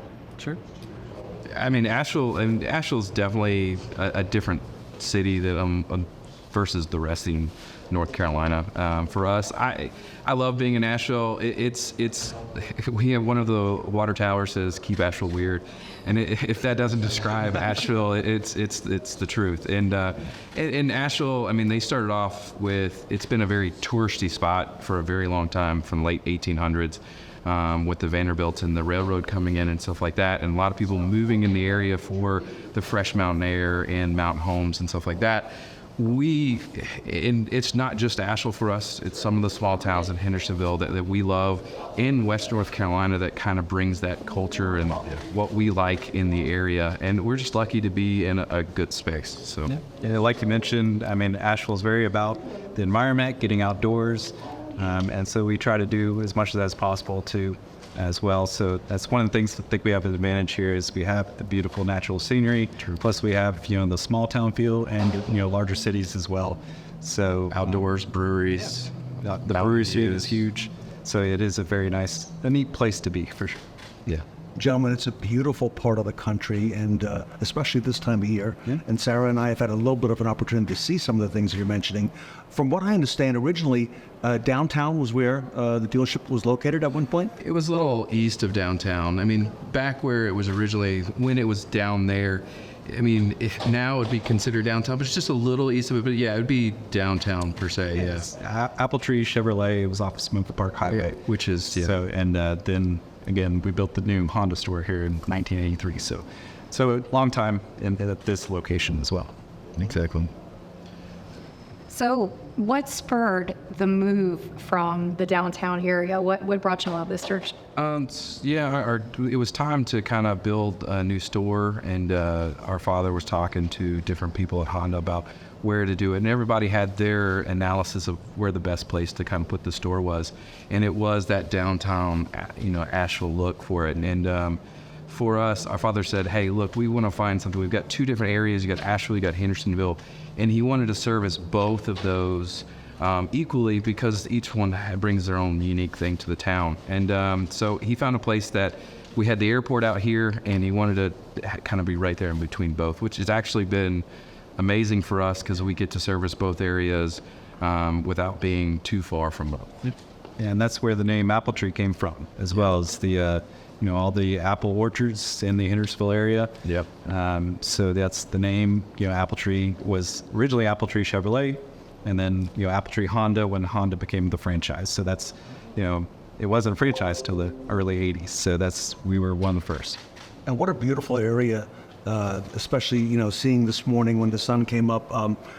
Did the move here impact your ability to serve the community, to coming to this particular area? I think it kind of opened, it did create a little bit of a drive for some of your Asheville clientele coming down this way, but it also opened doors for us to serve another part of the community within Hendersonville. So I think yes and no, it definitely created some of its own issues, but it helped us grow in an area that was still, as much as Asheville has seen growth in the last, even the last decade, the place where we're located has allowed us to become what we are as a store, which is great. And just the foresight of looking for this place to be where we couldn't do that if we were downtown. Sure. And I think we have a nice local central location with, right here at the Asheville Airport, and again, we're on the line between Buncombe and Henderson County. So, right between Asheville and Hendersonville. Well, it's incredible to see the legacy that, generations have built in building this dealership and building both of these stores in this location. So as automotive continues to expand, there's a lot of competition in the marketplace. So have you found it difficult at any point to differentiate yourselves locally, in the past, either when the stores were first getting started compared to today? I think, you got to look at, in just talking about the Asheville area, you've got a lot of these bigger conglomerates coming in and buying a lot of the stores around here. A lot of the, mom and pops stores are becoming a thing of the past because of things like that. So they have a lot of backing behind that, but they also don't have what we have as somebody that is in the store every day, and we can kind of keep our fingers on the pulse of what our stores are doing, what our employees are doing, what we're looking for. And for us, it's a little difficult to kind of set yourself apart, but at the same time, we try to strive to do that every day. If we're not looking for different opportunities for us to get better and what we can do to, serve our customers better, then that's what we try to do every day. Then I think that's what sets us apart as a family-owned store versus some of the bigger guys. Exactly, I agree. I think, a big difference is we are locally owned and operated. And both of us are in here every day, and we're dealing with customers every day. So, that's not something that you get at a different store. Some of these places have 50 stores, and they may live in a different state than the one that you're in. So that is, something I think sets us apart, that we are that locally owned and operated business. And again, I think we have a great store, a great product to sell. So great employees, yeah. Yeah, exactly. We couldn't be who we are without the people that work for us. Yeah. And you can feel that family atmosphere here at the dealerships. And that also speaks to the culture. And we're going to be meeting with your people here today. And I have to tell you, you're so right. That family enterprise that you've got here. When Sarah arrived and I at the dealership, I got here yesterday. And Krafton, you were here on the showroom floor. And I didn't know you were the owner of the dealership, okay? And you were just like everybody else, sleeves rolled up and getting involved and working with customers. Sure, exactly. And that's the way it should be. I mean, again, and I've talked to that about my managers as well. It's like, I don't ask anything out of any of my employees that I'm not willing to do myself. So, I think each of our managers should be willing to do that too. If they expect them to do something with a customer, go do it yourself. I mean, that's the way to show somebody to do something the right way. And again, it makes a difference to the customer as well. So you need to be willing to do practice what you preach, essentially. Yeah, and just like you talk, we have definitely a family culture here. We've got people that have been with us since we were the Chevrolet store years back. And I mean, and I think that's something that's different from us than a lot of other stores, is to talk about some of the people that we've had here for a long time that is a part of our family. And so we, like I said, we're lucky, and we wouldn't be where we are without the great employees that we've had with us through this time. So. Well, super. We're going to be meeting with your people today and speaking to them and finding out what makes your group unique. But first, if I can, Sarah and I are traveling around the country, and we're meeting with the best dealers in the nation, and we're presenting them with the Fixed Ops Roundtable Certified Dealer Award. So on behalf of the Fixed Ops Roundtable, we'd like to present you with that right now. Richard Lupo, your service director, is coming in with the award. And Richard, if you would, please present that. Wonderful. Awesome. That's awesome. Congratulations. Thank you. Oh, dropping. Congratulations to both of you. Absolutely. Well. Thank you so much. Thank you, Ted. Thank you, Sarah. Congratulations. Thank you. So. All right. Well, we're looking forward to a great event here today.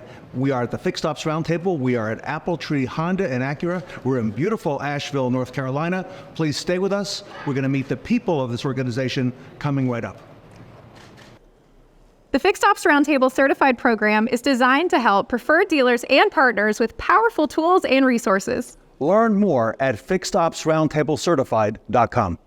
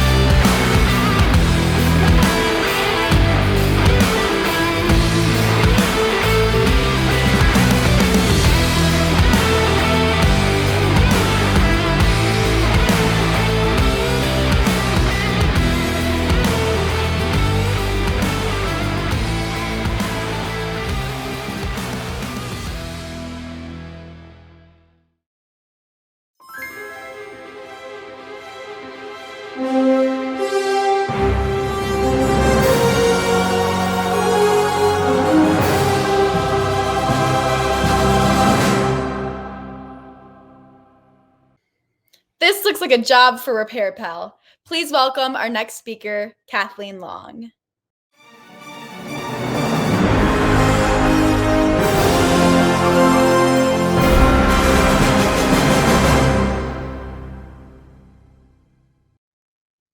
Welcome back to the Fixed Ops Roundtable. We are in for a special treat. We have with us today Bobby and Kathleen Long. Kathleen is the Chief Revenue Officer at RepairPal, a great friend of the Fixed Ops community. Bobby and Kathleen, welcome back to the Fixed Ops Roundtable. Well, thank you, Ted. I mean, Bobby always makes his presence known on these things, so we figure might as well put him in his little Avengers outfit and get him on camera so you can see who's making all the noise in the background. He's excited. I could see that. And you also got him ready for Thanksgiving, I guess, coming up soon. Yeah, that's right.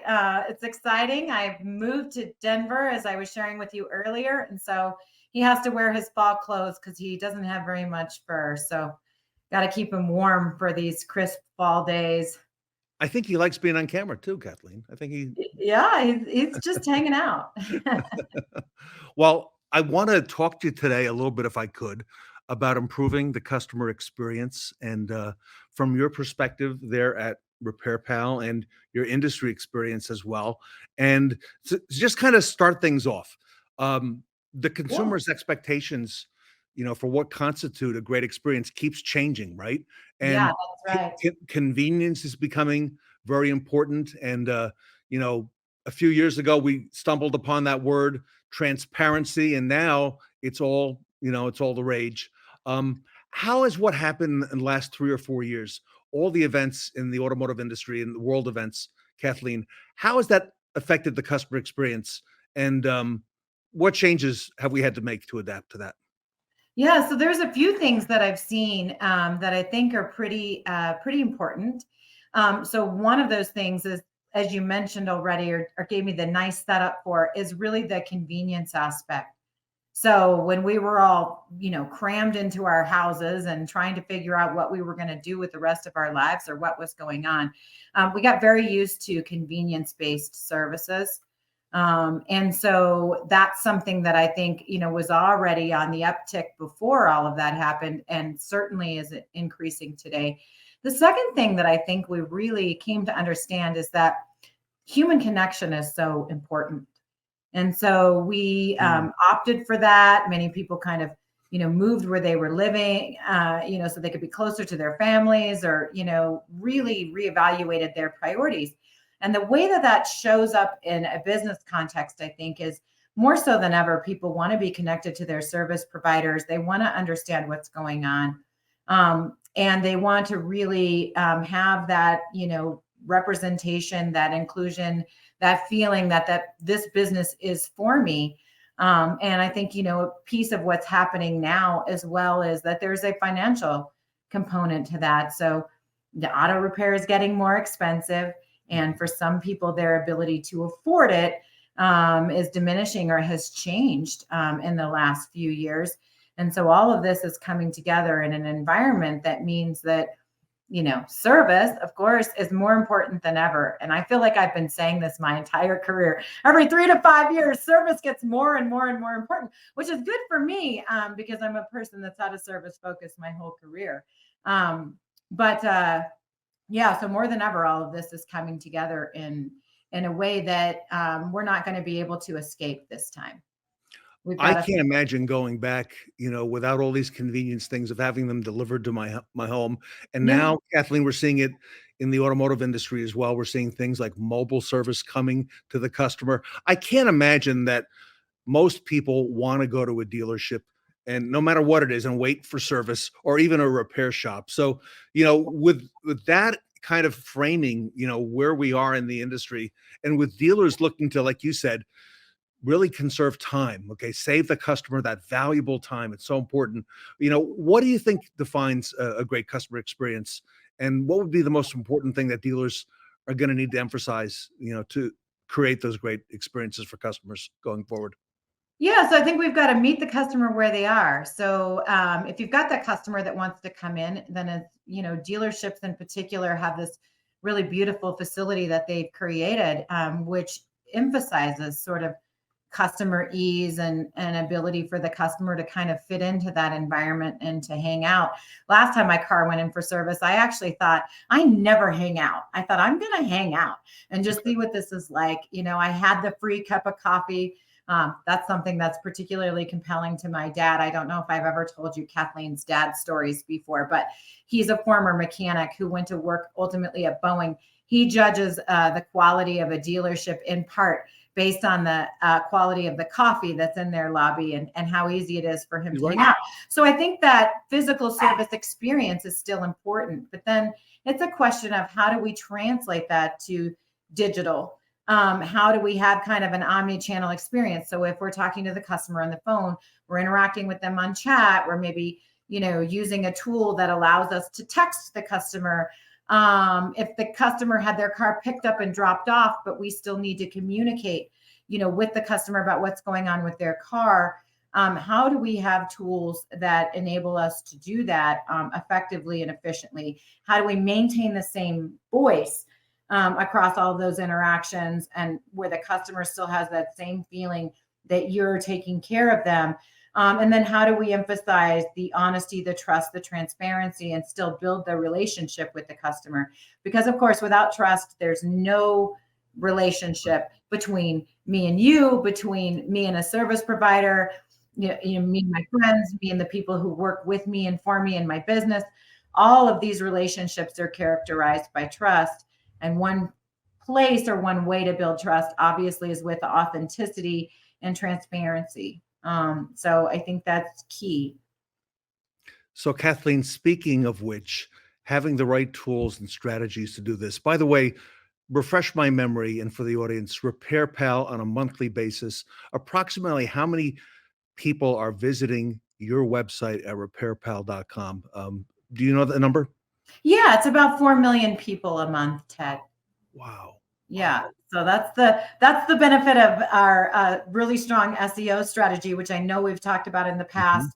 And being a nationwide business allows us to pick up, with local repair facilities, dealers and shops, allows us to pick up both local and national SEO traffic. So it's been said that the gold in any business is doing the things that others don't want to do, or may not be in a hurry to do. And one of those things would be negative reviews and customer complaints. Every dealership gets them. It's part of the business.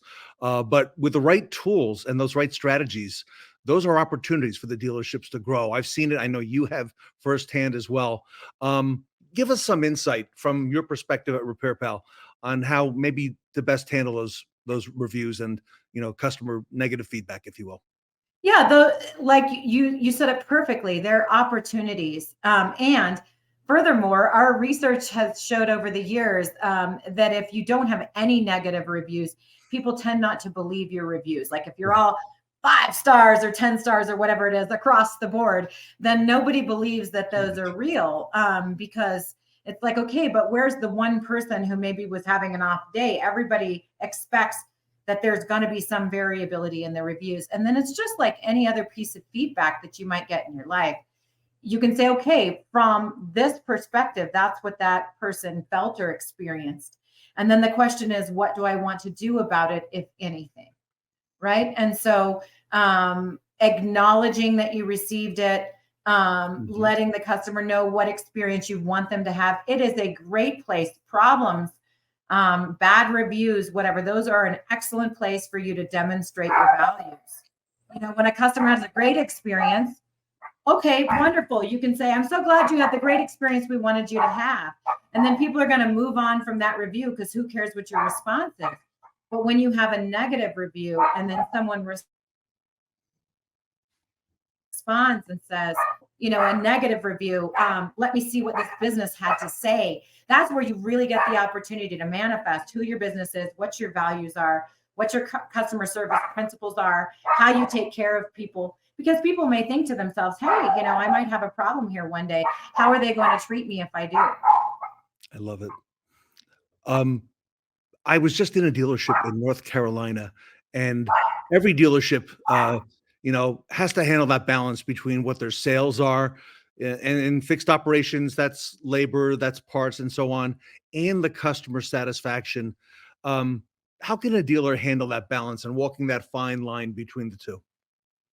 Well, I don't really see so much of a line between the two. So somebody asked me actually earlier this week, like, how do you navigate the difference between sales and service? And I said, there is no difference between sales and service. It's all service. And if you load up, if you think of like a can with holes in the bottom and you load up enough service in the can and shake it, then the money will fall out, right? So when you offer excellent service to the customer, you're using tools to explain to them, hey, here's how much this costs, and here's why, and here's what a fair price is, and here's some of the tools that I have that are going to enable you to afford this repair. Here's what I'm recommending you do now. Here's what can wait till later. here's the conversation that we're having. Here's the other amenities I have. Here's the car pickup and drop off. Here's the mobile service. Here's these, right? So when you're layering in all these different services to help, the different kinds of customers that you have, what comes out the bottom is revenue. And so really having the service focus in the business, which is where dealerships are going to win over time, right? There's way more profit in the service department and then, pushing through those parts and getting those OEM parts installed on the cars than there is on the shiny new automobile sales side of the business, right? So, and even their service will win ultimately. Yes. You must be seeing this, Kathleen, because I see it as I travel around the country. A lot of OEMs and a lot of even dealers on their own have taken it to their part to kind of blend the service, the fixed operations departments, and the sales departments. They're one. I was in a Lincoln showroom recently, and it's all one. Okay, you come in, and the first thing the sales associate wanted to do was give me a tour, and the sales associate started with the service department and the customer, and it's all one. There's no divide between the service advisors and where the customer sits and where the salespeople are. So I thought that was really interesting how that's really changed, and I've noticed that now these last few years. Kathleen, how can technology be leveraged to improve the customer experience? You've got some great technology at RepairPal. Yeah, thank you, Ted. And I think, the highest level use of technology is where it empowers human beings.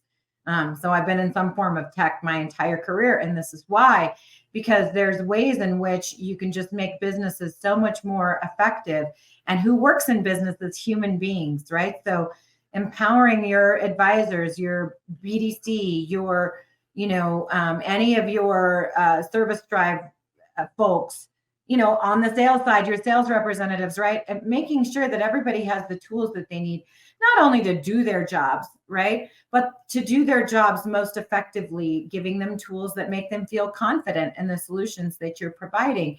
One of the things, for example, that RepairPal has discovered and really pulling back the layers with the dealerships and working with the people inside is that not only are consumers defecting from dealerships because they have a misperception that dealerships are overpriced, right? But some of the employees working in the dealerships have the same misperception because on the flip side, when they go home at night, they're also consumers, right? And this is like the prevailing sentiment that's out there. So when we empower them with our estimator and they're able to see that, no, I'm charging a fair price, it makes them feel so much more confident in that price that they're offering to the consumer. And then that confidence translates, it's empowering to the representative. And then when the representative is empowered, guess what? That empowerment passes along to the consumer because it's such an easier conversation when everybody is sort of on the same page. And you can think about it, a lot of the tools that are out there now and being developed, beyond RepairPal, have, some of that same or similar effect. It's really about choosing tools that when people use them, make them feel good about the solutions that you're offering. And then, also this improves your employee retention. And then the more experience that your employees have in your organization over time or your facility over time, the better able they are to represent your values, your product, to sell your services. So that experience has a benefit. That retention has a financial benefit. So all in all, you're creating an ecosystem that builds success, which is exciting. Kathleen, you recently at RepairPal began certifying dealers, I think within the last year or two, and leveraging that brand so that it gives the customer confidence, knowing not only is this a RepairPal certified dealer, but there's a lot of things that go along with that as well. How do you see the fixed ops industry and where do you see it heading in the next 3 to 5 years, let's say, particularly concerning that customer experience? Yeah, honestly, I think the fixed ops department at a dealership is going to be seen more and more as the crown jewel of the dealership, right? So I see, new dealerships that are opening up. A lot of times they have just a much smaller showroom. So the showroom used to be kind of the place where all the action happened. And then maybe the service department was kind of off to the side or out back. I see people investing in technologies that really put service, front and center. where as soon as the customer, sort of drives in with their vehicle, they're helping to evaluate that vehicle right off the start. And again, thinking about building trust in the recommendations that the advisors are about to make. There's some amazing pieces of technology out there around that I see dealerships adopting. And I really think, as you were describing earlier, integrating that sales and service component so that when a customer is thinking about buying a car, part of what you show off is your, amazing, friendly, hopefully diverse service staff that looks and feels like your community, your customer. And then you're going from there to saying, yeah, you're about to have an experience in this brand of automobile. And that experience beyond the initial thrill of the deal, the thrill of the sale and the good deal that you got, is going to be characterized by transparency throughout. The price of the vehicle is on the window sticker. The price that you're going to pay for repair is going to be fair because we're a certified dealer. And, we're going to display these prices to you and explain this, as you move through your relationship with us. You're covered by factory warranty now, but we want to let you know this is who we are and this is how we operate so that we're going to retain you, post warranty. And by the way, if there are any issues that come up, recall or otherwise, we're going to have your back at every step. And, by the way, like there's literally there's 59 million recalls on the road right now, which is kind of scary when you think about you're driving on the road with a bunch of unfixed recalls, and something could happen to it at any moment. And why is that? Well, it's because, a lot of these are on older vehicles, that there isn't any connection between the dealership and the OEM anymore. And why isn't there a connection? Because they're not going back to the dealer. And why are they not going back to the dealer, right? So it's because of this price perception or this issue that they have around dealership service. So I really see service being the key. It's the key to brand loyalty. It's the key to being able to sell the customer the next car. And by the way, a customer and a car are usually not unilateral. My household, which is me and the small dog that you saw earlier, are unusual. Most households are like a small fleet. They have two or three cars in them, and the cars are various ages. And, people are kind of, coming and going into the household. People are having kids, or they've got kids leaving for college, and then you end up with a distributed fleet, this kind of thing. So I think the needs of the customer evolve over time, and a dealership is in a great position to service and handle those needs, assuming that they're thinking about their service, their fixed ops department in the right way. Art Shaw, CEO of RepairPal, told me a while back, Kathleen, I think he said average age of a vehicle on the road was 12 and a half years. Is that about right, or has it changed a little bit? Yeah, it's up over 13 years now. I think 13.1 is like sort of the new number. That's the highest. That's got to be the highest ever. Yep. It just continues to increase. And so, that's not to say people aren't buying new cars and taking advantage of this amazing technology, but they've got older cars in their garage, right? So the question is, how can you, as your local dealership, how can you help the average consumer with their small fleet? And be their family solution. All right. Let's do a call to action, Kathleen. How can RepairPal help the dealers watching today improve their customer experience? Yes. So we have of course, our fair price estimator. Any dealer that wants to check it out can go to repairpal.com and plug in the makes that they typically sell in service, and can look at how our fair price estimates are being used by consumers on our site. We've got a dealer-friendly version that dealers can use in service lane to empower their employees. And also, we are a site that drives consumers into high-quality facilities. We provide branding and marketing support for our repair facilities to be able to demonstrate that they're high quality, to be able to validate the pricing that they're showing to their consumers, and ultimately to drive those consumers into those facilities for work. So we help with retention, new customer acquisition, and just overall branding and customer service experience. You've got a great team there also. Yeah. At RepairPal. Yes, I sure do. I'm really lucky. I hear about it all the time. Okay. and your team is out there. They're in the field. They're supporting the dealers. Everybody, a lot of the Fixed Ops Roundtable dealers are RepairPal certified. If you're not already, you should get on board. Take a look at it. You can visit repairpal.com/dealers. Kathleen's email is scrolling at the bottom if you have questions for her. I know she's very available on social media, and obviously you'll see her speaking all over the country at numerous events. And Kathleen, on behalf of the Fixed Ops Roundtable, I want to thank you for all you do for the industry, and wish you and Bobby a happy Thanksgiving next week. Thank you so much, Ted. Back at you. Really, really enjoy our conversations always. And you are just an amazing positive force for good in this industry. We're lucky to have you. Oh, and we're lucky to have RepairPal as well, because you really are leading the way, and you've really shown us the way these last few years. So looking forward to all the great things. Everybody, Kathleen Long, the Chief Revenue Officer at RepairPal, here with us today at the Fixed Ops Roundtable. Automotive repair is one of today's biggest necessary expenses. It can throw a consumer's budget into a tailspin. With 3 out of 4 customers going online to research prices, how can a dealership best position itself for success online and show that they are fair priced? That's where RepairPal can help. Each month, millions of customers trust RepairPal and our Fair Price Estimator to find high-quality auto repair at prices they can feel confident about. Customers input their vehicle information, select a service, and get an estimate range for their location. Estimates are calculated with regional labor rates, in addition to OEM and aftermarket parts prices. We don't compare facilities to one another in our estimator. Instead, we independently establish a fair price guideline that certified dealers abide by.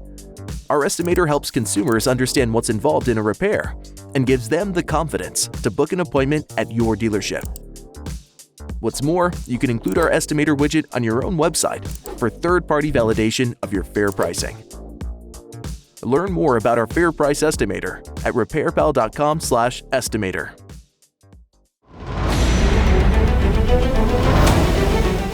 Turn on your arc reactors. We're back at the Fixed Ops Roundtable Automotive Avengers event.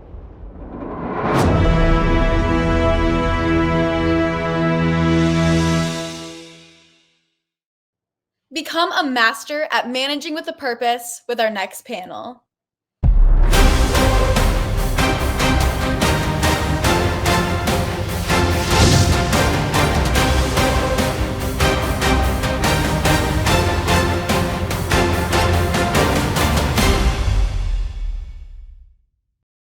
Welcome back to the Fixed Ops Roundtable.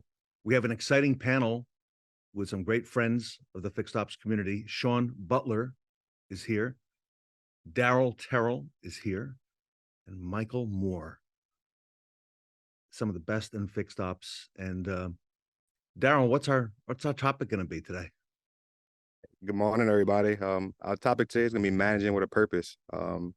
Just truly understanding, the task at hand, and understanding what do we want the outcome to be, and just truly purposefully managing our teams with the intentions for success. Excellent. So take us through that, and what are some of the things we need to be aware of? And let's start the discussion with that, Darryl, if you would. Yeah, I think that first off, man, you gotta know what your intentions are. That's where you need to start. What fires you up. If it's at the end of the day, you want to have a sense of accomplishment, understanding, what do you have to do during that day to feel accomplished. It's covering your tasks, making sure that your teammates and your team are really set up and designed to effectively have a great day without just having a day that designing your day, without just living a day, as it flows along. But when your team and you actually unlock the powers of designing your day, it allows you to control what you control, and it helps, and it creates a success. It creates a success. Creates success, and at the end of the day, instead of your team just reacting, you guys have one mission, you guys have one task, and you can control and navigate. So I think at the end of the day, I really believe that it's. Hey, Ted. Yes. Hey.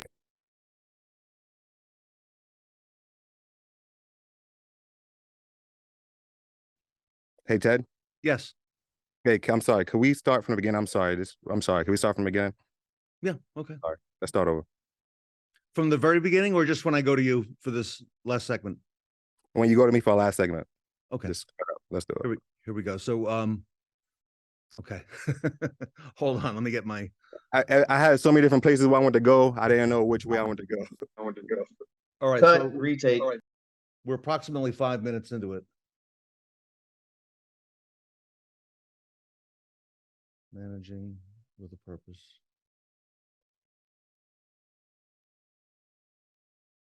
Okay, here we go.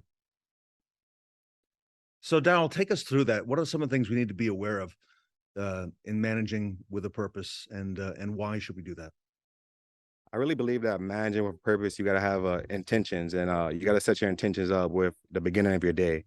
And so my intentions are to help my team out and to feel a sense of accomplishment, feel a sense of growth, feel a sense of joy.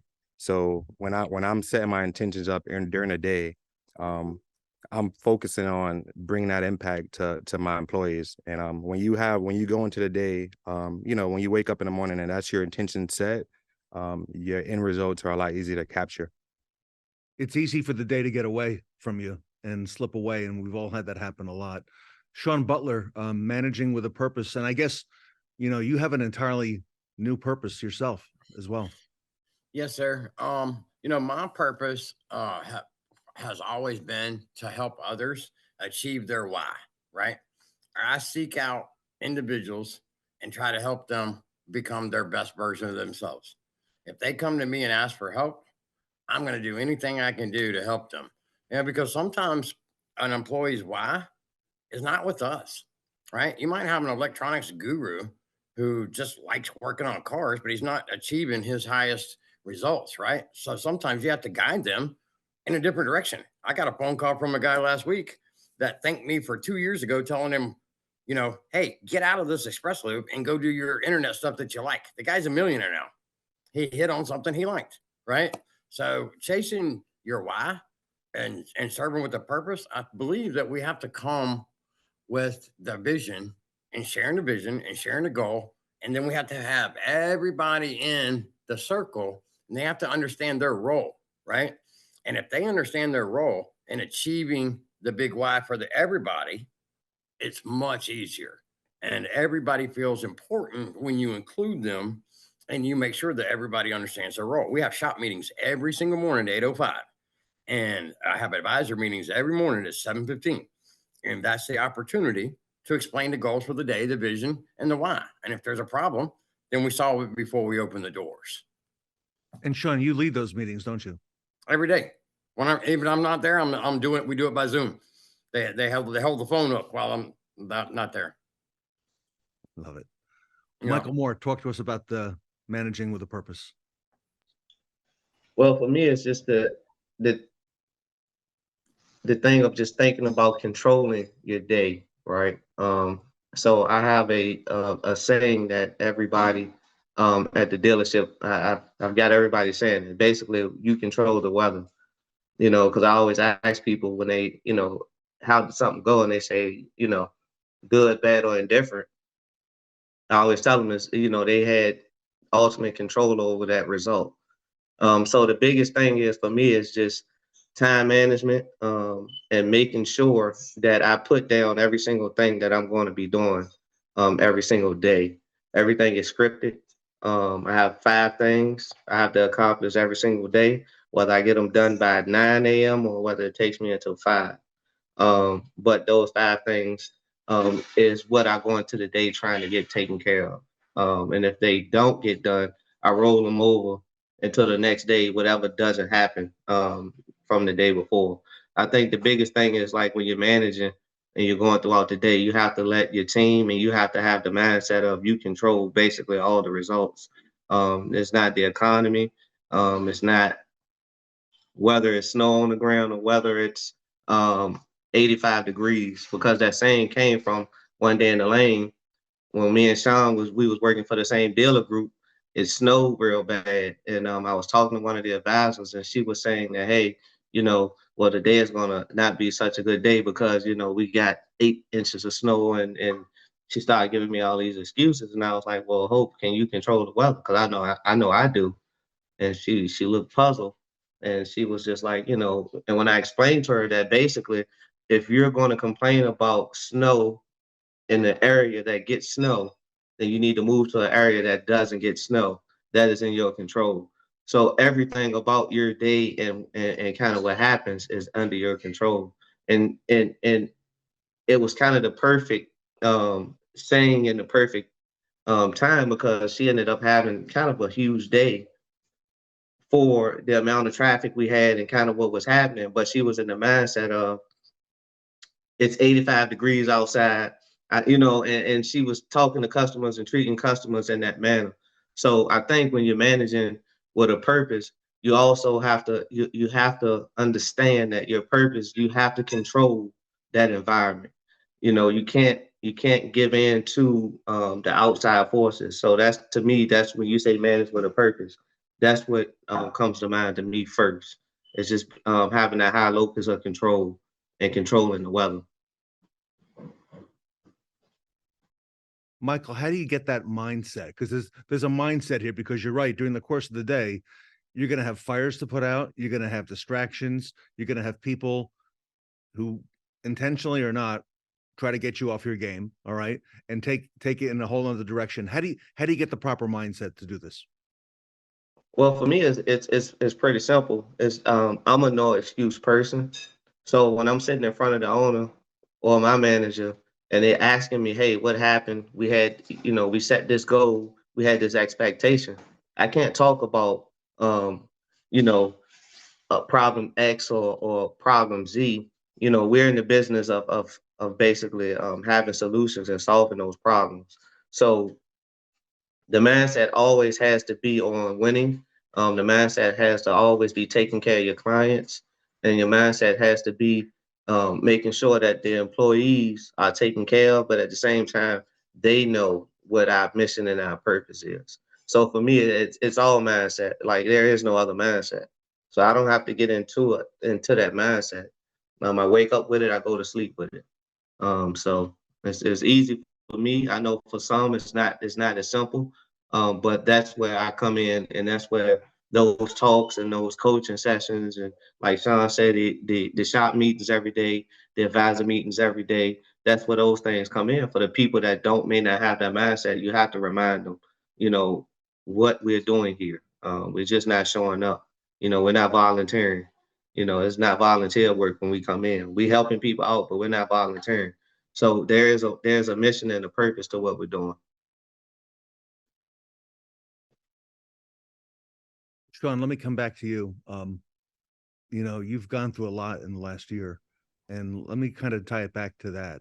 How do you because let me tell you something. I don't know anybody as strong as my friend Shawn Butler. Okay. With what you have gone through these last few months, how do you do it? How do you maintain that mindset? How do you get that focus and be able to, manage and lead that team with other things that are happening in our lives? Because we all have things happening, some big and some small. You've been going through something very big. Absolutely. Well, I got diagnosed with colorectal cancer in June. But it was on me because I didn't go get checked out in February or March when I first started having problems. So I caused a big problem by not being proactive, right? And I'm preach proactive, and I didn't follow my own advice, right? So my mindset every day when I wake up is I thank the Lord for another day, put my feet on the ground, and then I just try to keep tiptoeing across. If I escape out of there before the devil knows up there, I'm good. So I mean, but my mindset is good. I'm all about my people. I'm all about my employees. I'm all about making sure that the bottom line is right, what they hired me for, to make the business profitable. And we're accomplishing all those goals because every single day I remind everybody why we're there, including myself, right? I need that reminder because there's some days I don't feel like doing shit. I ain't gonna lie. I feel like crap, and I can barely drag myself in there. But me coming in there is inspiration for my team, because my team is like, if he shows up, we got to do our best, right? And they know that my expectations haven't gone down. My expectations for myself haven't gone down. Drives my wife nuts. She wants me to take time off, but that's my purpose in life, is to help people and do these things. I would probably not live very long if I wasn't working. I'd just be, my mindset would go trash. You know, I mean, if I wasn't interacting with Darryl and Michael and yourself on a daily basis, right? These guys reach out to me. Darryl calls me and text me at night. Michael texts me just to check. You text me and call me all the time, and I love it. I get so many messages every day that puts the focus right where it needs to be. Healing and taking care of others. That's my sole goal in life, is to make sure that other people are taken care of. So Darryl, let me tell you a story, and this is not going to surprise you. Maybe a week or two back, I'm messaging with Shawn Butler to see how he's doing, how his day went, and so on and so forth. And Shawn turns the whole conversation around that he's concerned about me. And I said, "What?" And he said, "Yeah." He says, "I've been watching you, and you've been, and the next thing you know, he's talking about me and how I'm doing, and changing the whole focus of the whole thing around and making me think." I said, "Wait a second, this man is going through crazy stuff, and he's more concerned about me." So Darryl, that's part of it. He's got an awfully strong mindset. Man, Shawn got an amazing mindset. And it's funny you say that, Ted, because he did the exact same thing to me. I'm texting Shawn, "Hey, Shawn, how you doing?" He's like, "How's your store doing? How's the month in?" I'm like, "Shawn, look, that stuff is not important right now. We're talking about you." This guy, Shawn, man, he's resilient, man. He motivates me. He inspires me. When I wake up and I see him on LinkedIn, or when we text each other, just admiring his strength, man, is just soul building. And I couldn't look. I was so happy, and I'm extremely happy to get on this panel with him. And I'm looking forward to doing another panel with him as well. This is just amazing, and Shawn is an amazing guy. So you're right, Darryl. Just by him coming in and leading the team, you said the word, inspiring. He's inspiring others. Darryl, how do you inspire others, to lead and manage with a purpose? How do you inspire, the people around you? Because that's every day. That's nonstop. Well, I think as a manager, you're on a quest that you're constantly growing, and just being fully transparent with yourself. Where was I as a manager 5 years ago, and where I'm at now? 5 years ago, when I talk about managing with a purpose, I was trying to find my purpose as a manager. I was constantly on fire drills. Michael Moore talked about earlier, constantly helping customers, upset customers. Over time, as I grew as a manager, now it's being more intentional. It's putting guys in key positions to win. It's more of, not coming in to put out fires with customers. My intentions now are to come in and change somebody's life, interview somebody, hire them, and put them in a position to change their family life, to change their children's life. And so as a manager, man, that's what I truly, my true passion now as a manager is to just, my purpose is to change people's lives and give them opportunities that they don't, or they have never seen in themselves before. And that's the ever evolving, magnitude of being a manager. I love it, man. Your purpose is always growing. My purpose is fixed on helping people and growing as a person. So being a manager puts us all in that position to do that. And that's just what I love to do. Hey, Shawn, let me come to you. I know when you went to Wichita, you met with Bob Tasca, and Bob Tasca says he always wants to put his people in a position to win. He's got that winning mindset. Talk to us a little bit, Shawn. Yeah, Bob Tasca was inspiring to me. I loved it. Thank you for inviting me out there to that pop-up event. I learned so much from him. He was inspiring to me. Here's a guy that's running multiple dealerships.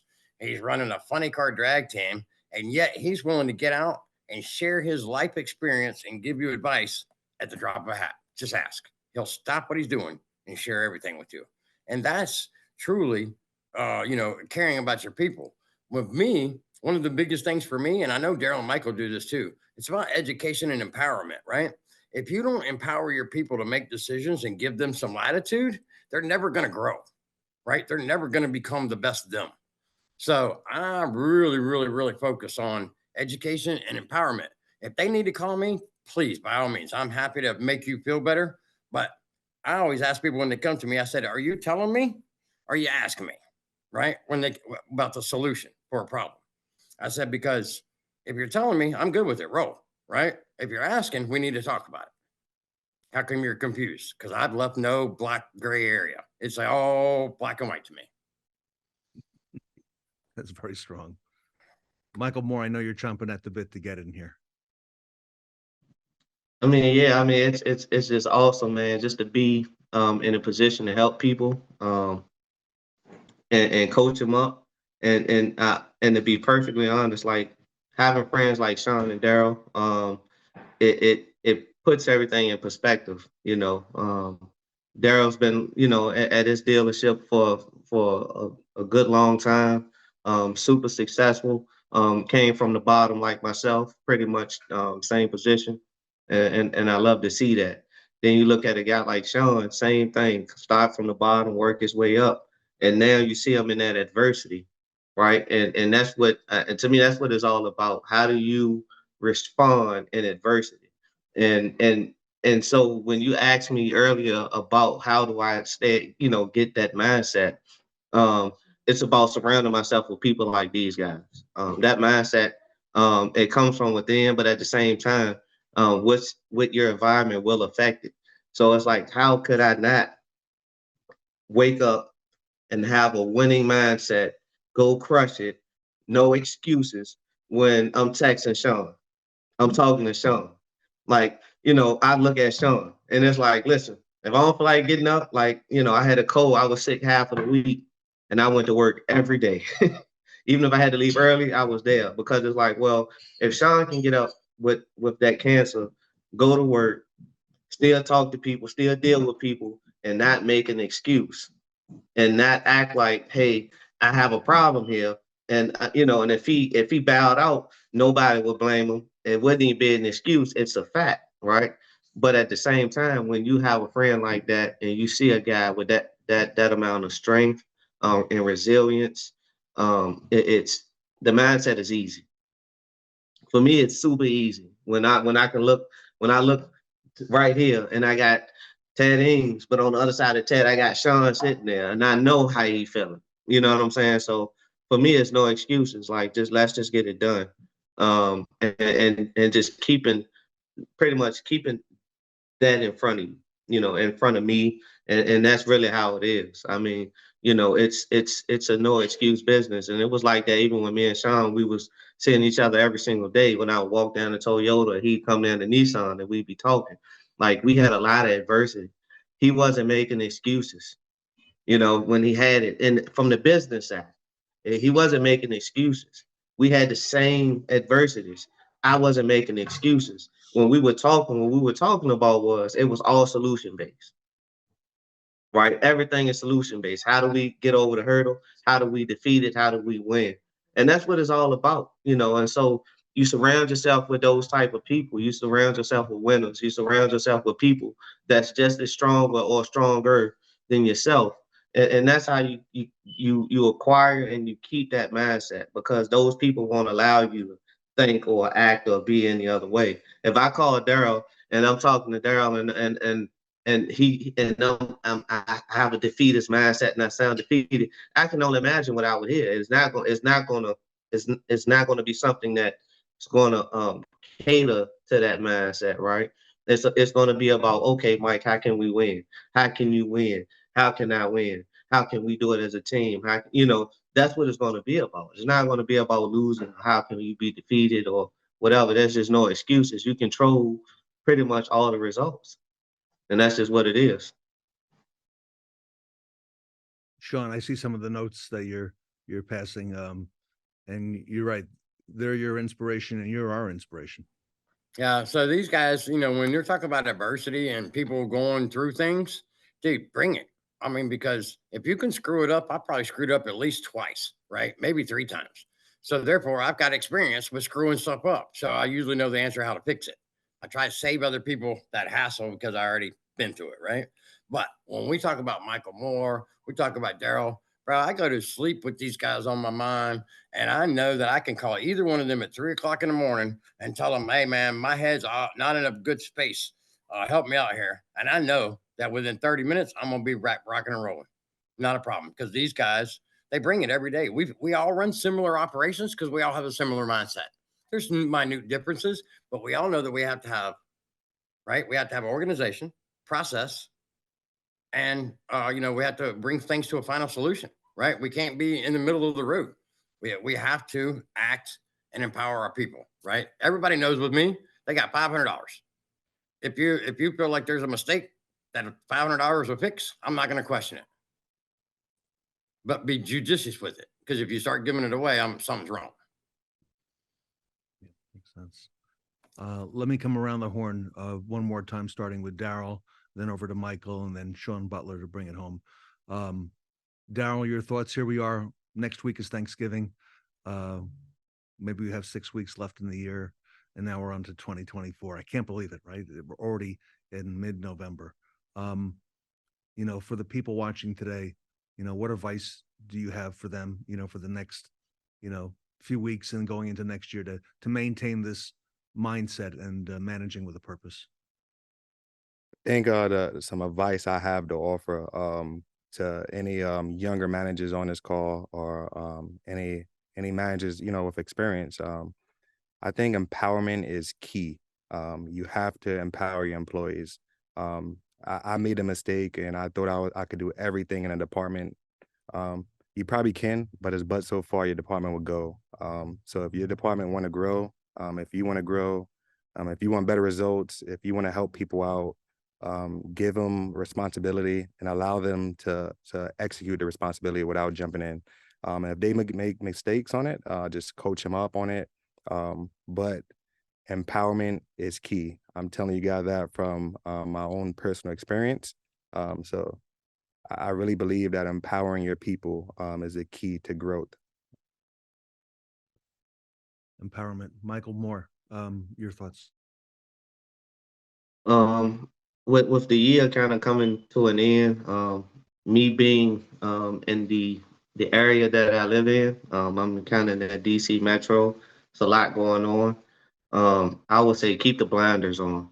There are a lot of things to distract you. There's a lot of things to distract us. We all know what it takes to win. We all know what it takes to kind of get over the hump and the hurdle. Just continue to keep the blinders on. Know what you have to do. Write those things down to get them accomplished. Don't get sidetracked. Because with these distractions from political to whatever you can think of, there's going to be a lot of distractions, So just keep the mindset to win. Just keep fighting. Blinders on, look straight ahead, and just keep moving. Just keep moving. That's the best advice I can give. I just talked to a young service manager the other day at a domestic, and he was talking about the parts and this, that, and he was giving me all excuses. I said, listen, man, you knew y'all had a parts issue before you went to work today, right? He said, yeah. I was like, so what was your plan? He couldn't give me one. I said, all right, that's the problem. It's not the parts. It's that you didn't step up to come up with a plan knowing what you had in front of you. So just keep your blinders on and just keep moving forward, and everything pretty much works itself out. Have a plan. Our good friend Shawn Butler. All right. So, hey, it feels really good to be back with you guys. I mean, I know I was down for a while, but at the end of the day, I'm in the mindset with Michael and Darryl. It's about empowerment, and it's about having a plan, right? I mean, Michael's thing is he got it from Mike Tyson. Everybody got a plan until they get punched in the mouth, and that's never quote, truer right? than this business. We get punched in the mouth every single day, right? But I'm that guy that's talking crap all the way down. And you're not gonna, you can be beating me up all on the ground. I'll still talk crap. I don't care. So we're just gonna pull up out of it and apply right. Like Michael said with the blinders, there's too many distractions, right? Turn the news and the media off. I get on my people all the time. Get off your phones. Get off the phone. Get off the phone. There's nothing good on there that you're gonna learn, right? Everything, your whole world is this business right now. And if you're not focused on that, it's not going to work for you. And I'm not afraid to turn somebody loose that doesn't get it. But I rarely ever have to turn anybody loose. I got stock applications. It's crazy. I wish I had a whole nother store I could stock. But thank you, everybody. Happy Thanksgiving. Michael, Darryl, Ted, I really appreciate you guys. And thank you for all the love and support from everybody out there. I cannot express, words cannot express how you guys empower me to feel better every day. Okay. So I look forward to every 2 weeks. People like love these updates that I do. I got shit every time I put them up there, and it's inspiration. Guys, don't be scared. Don't be scared to admit you got a health problem. Go get it fixed and come back to work. Okay. Well, I don't know what the thing is about men not wanting to admit that they have health problems. I didn't. And look where I'm at. If I'd have done it 6 months earlier, we wouldn't be having this conversation. I'd probably be good by now. So thank you. Shawn, Darryl, and Michael, happy Thanksgiving to you and your families. And thank you for all that you do for the Fixed Ops community. Everybody, Shawn Butler, Michael Moore, and Darryl Terrell here today at the Fixed Ops Roundtable.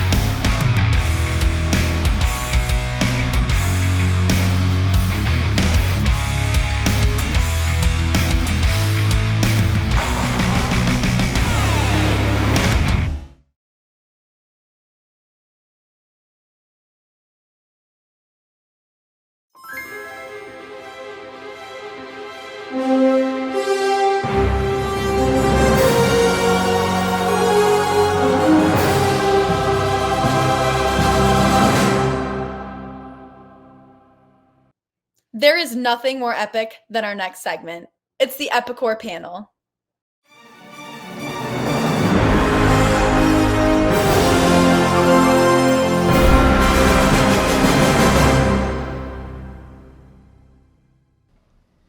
Welcome back to the Fixed Ops Roundtable. I'm Sarah Vantine here with Ted Ings. We are at Northwood University, and there has been so much going on this campus today. We have some very special guests with us. Gentlemen, will you introduce yourselves to the audience? Yes, I'm Jake Aschendorf. I'm the Director of Sales for Epicor for Automotive and Marketing. And I'm Tommy Fox. I'm Director of Customer Services for our automotive business. You know, Sarah, as you said, we're here at Northwood University. So much going on this week and such a focus on young people and developing young talent within the industry. Tommy, I want to come back to you. Northwood has had a big initiative, and now I see Epicor is involved and having a big amount of growing support for what's going on here at Northwood. Speak to us a little bit about that. Sure, Ted. Thank you very much. It is exciting to see the courses and the commitment that Northwood is putting into training students for both the aftermarket as well as the dealership franchise piece. As we look at that and look at our business, which is selling software to the automotive business, we are made and have made a $100,000 donation to the university, and that is to create a lab for the students, so we can integrate that lab with the with our courses, and that the students can then get a hands-on feel for industry software as they go out and be better prepared to the marketplace. So, Tommy, we're going to see the Epicor name and Epicor logo here now at University moving forward. Yes, of course. Congratulations. Great Thank news. you. Well, Jake, one of the things that has been really apparent with the initiatives that Epicor is working on is how the aftermarket and dealership parts and service enterprises can really leverage a lot of the initiatives you're working on. Can you talk to us a little bit about some of the things that dealerships can be doing to inspire and better change and accomplish this at a faster and more profitable growth? Yeah, so look, we all know that there's huge challenges facing the industry right now. We have the average price of EVs at $60,000 or more. We have the average car payment over $750. All of this leading is, in the franchise dealer world, is the fact that customers are holding on to their cars longer. The average age is over 12 and a half years, over 60% are over 8.5, and over 20% are over 16.5. So all that means customers are keeping their cars longer because they have range anxiety. They don't know what's going to happen with ADAS and all this electrification of the vehicles. So the dealers now are recognizing, you know, we can't just worry about selling cars. Now we have the UAW strike again, right? So we had COVID and the chip shortage. Now we have the strike. New car production is going to be down. We have to turn to fixed ops. But the problem is the fixed ops and the franchise dealers have always focused on just their OEM relationship. So we sell a Honda, we sell a Ford at our dealership. Although we sell 100, 150 used cars, we never really walk that used car customer back into the service department and say, hey, Mr. and Mrs. Customer, this is where you're gonna bring your car to fix it. So right now, the education is the franchise dealers are learning they have to service all makes, all models. But the question is, why haven't we thought about this before? This is not new. You know, we've been selling and servicing all makes, all models for years. The problem is there's never been an easy, quick way to locate, source, purchase these aftermarket parts. So there's a huge opportunity for the franchise dealers to collaborate with the aftermarket, because we know 33% of all the aftermarket repairs are being done in the franchise dealership world.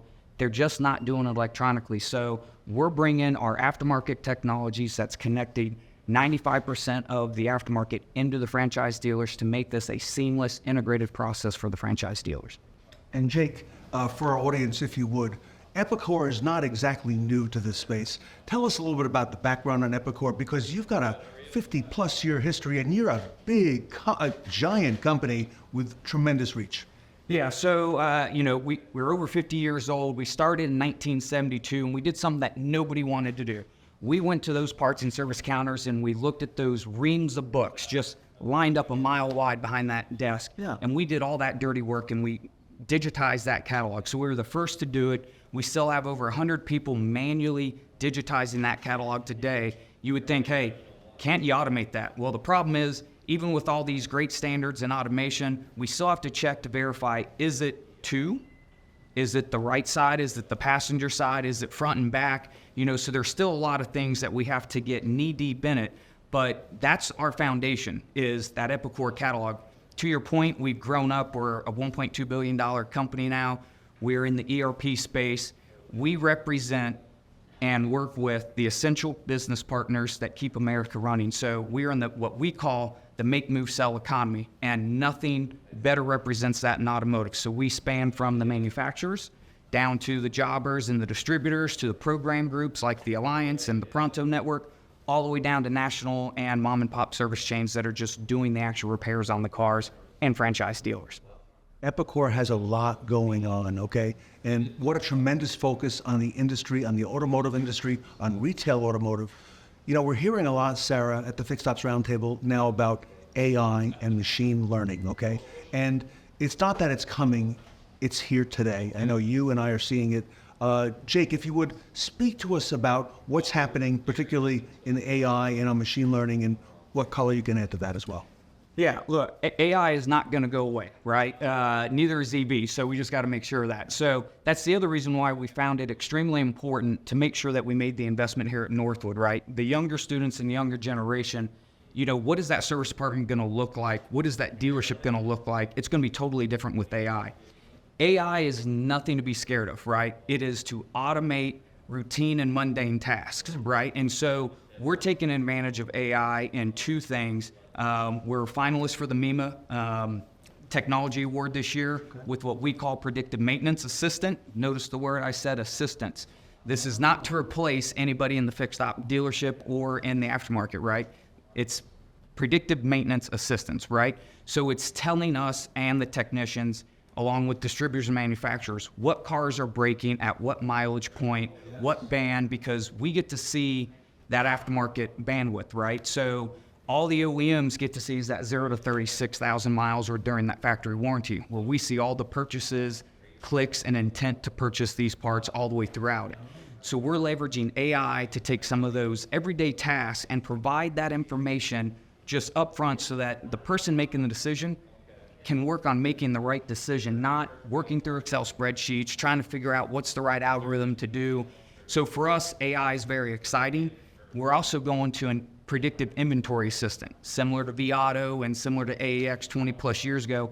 Nobody's doing it in the aftermarket parts where it says this is the right part at the right time for the right car at the right location. So we want to make sure the distributors have the right car, right part on the shelf to get to the service dealer, the franchise dealer, to fix that car within 30 minutes.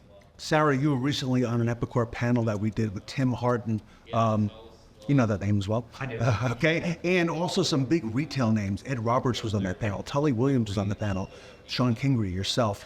And when Tim started explaining this predictive assistant, that raised a lot of eyebrows because they realized in their dealerships the need for that. Sarah, speak to us about that because that's not something we've had in the past, and now Epicor is bringing that to life and making it happen. You know, it's really incredible what Epicor is doing because if you think about the customer in a dealership environment, how many of us drive different vehicles in our households? How many of us have a different brand? You know, I drive a Honda, my husband drives a Toyota, but for me as a consumer, it's so much easier if I want to go to one trusted location and one service center and one service advisor that maybe I feel I have a relationship with. So how impactful is it for Epicor to be able to offer dealers that experience where they can meet the customer where they are, regardless of what vehicle that they own in that household, and be able to foster that relationship to ultimately drive more retention. It's really incredible to see how y'all are innovating beyond just the initial service experience with a one OEM brand.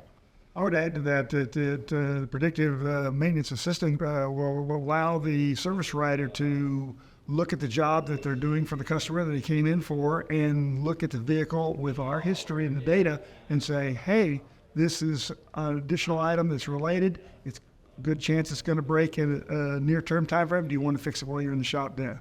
Additional service, additional parts. Such a big time savings. And confidence for the consumer that, hey, they're really trying to look out for me and take care of me. Yeah, great bottom line. Jake, last question for today. We're in a great space, automotive. Do you see this interest in fixed ops and aftermarket slowing down anytime soon, or do you think that's more of the wave of the future? No, I mean, it's going to have to be the wave of the future, right? We know a couple things. First thing is, over the last 7 years, the aftermarket industry has lost 45,000 bays. That's a lot of bays. That's a lot of people turning wrenches. The aftermarket and the franchise dealers, we have the same problem. Technicians are going to be hard. So if we can foster that relationship and that collaboration with the franchise dealers who already has the work, we know it's going to be here to stay. All right. Well, on behalf of the Fixed Ops Roundtable, I want to thank you for your generous donation here, Tommy, at Northwood University at the labs with Epicor. So congratulations on that. Jake, continuing congratulations to Epicor and all the good work that you're doing and spreading the word throughout the industry. Sarah and I are here today. We're at Northwood University. Stay with us. We have the team from Epicor. A lot more coming up today on the Fixed Ops Roundtable. Whether you consider it evolutionary or revolutionary, change is reshaping the franchise dealer business, and we're not talking about electric vehicles. There's another promising opportunity that demands your attention. It's the fast-growing and increasingly lucrative customer pay parts, tire, and service market. Consider what's happening around you. Average vehicle age is at an all-time high and rising faster than ever. More than 60% of passenger vehicles are 8 years old or older. 25% are at least 16 years of age. Together, this represents 244 million prospective parts, tire, and service targets. We say prospective because the vast majority of these vehicles are being serviced outside the franchise dealer channel. Would you like to capture your share of this nearly $400 billion opportunity? Epicor is ready to help. Our solutions are enabling thousands of automotive businesses to address every customer pay parts, tire, and service opportunity for virtually any vehicle, regardless of make, model, or year. We're helping service providers build customer relationships spanning the full vehicle lifecycle, from the end of the factory warranty to the day the vehicle is scrapped. We're putting the industry's most complete parts, tire, and labor data at the fingertips of thousands of service advisors every day. We've created a faster, more accurate estimating process for customer pay jobs that helps dealers increase average RO and service lane productivity. We offer real-time information on local parts and tire availability and pricing to speed every job, increase customer satisfaction, and boosts the dealer's absorption rate. And we're helping parts departments establish real-time visibility and control of their inventories to increase efficiency and reduce operating costs. Epicor is ready to help your fixed ops teams achieve the same impressive results. Own every non-warranty parts, tire, and service opportunity, all makes, all models, all customers. Now you can with Epicor. Contact us today to learn more.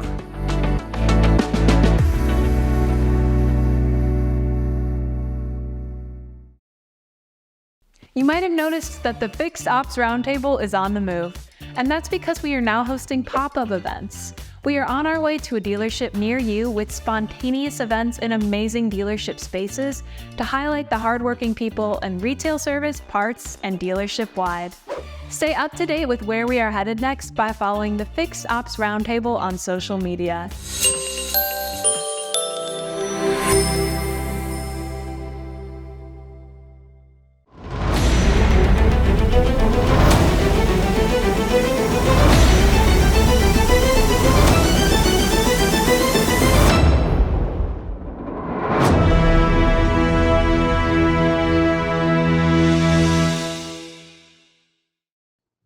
Take a moment now to pull out your phones and scan the QR code on your screen to vote for the Best Practice Awards that will be announced at the end of the event.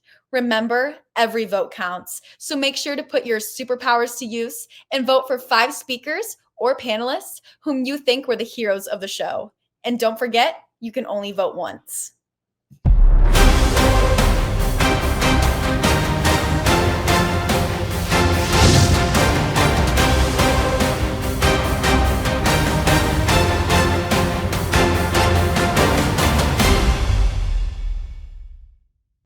Meet Earth's mightiest managers at the DePaula Auto Group in our next segment, filmed live at our pop-up event.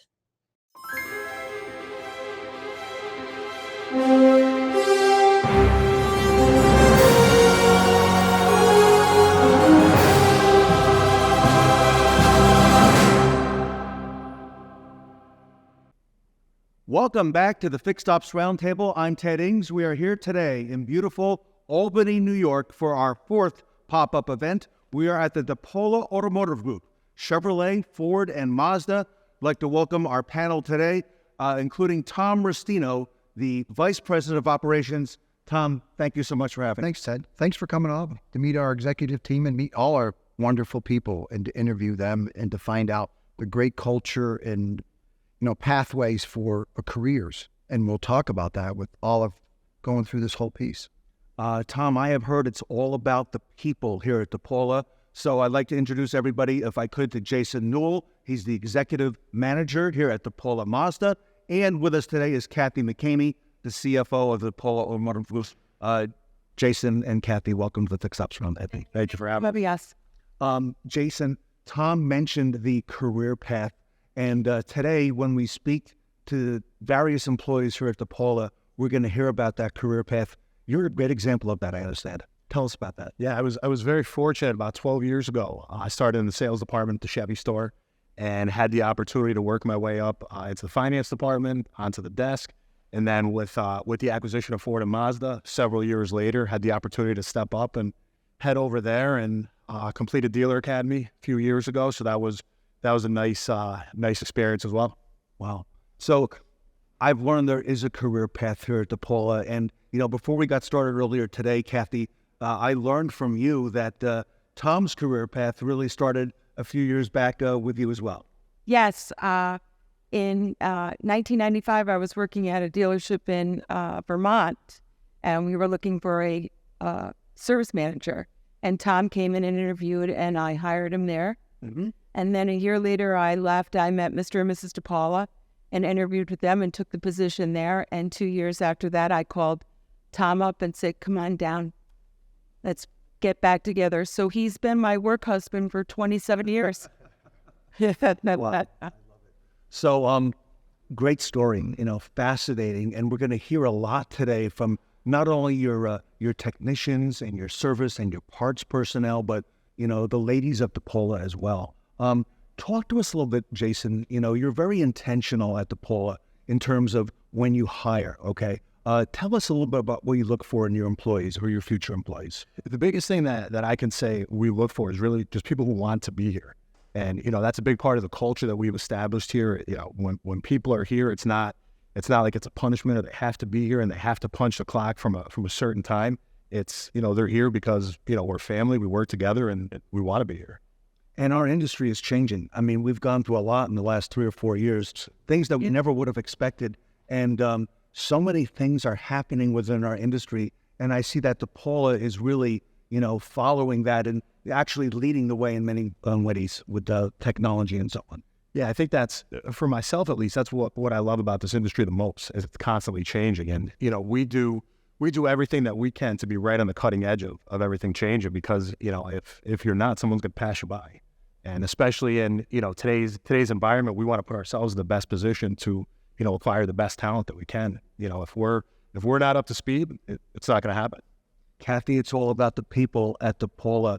We're going to hear today about parts, wholesale parts, things that you're doing in terms of service, pickup, and delivery.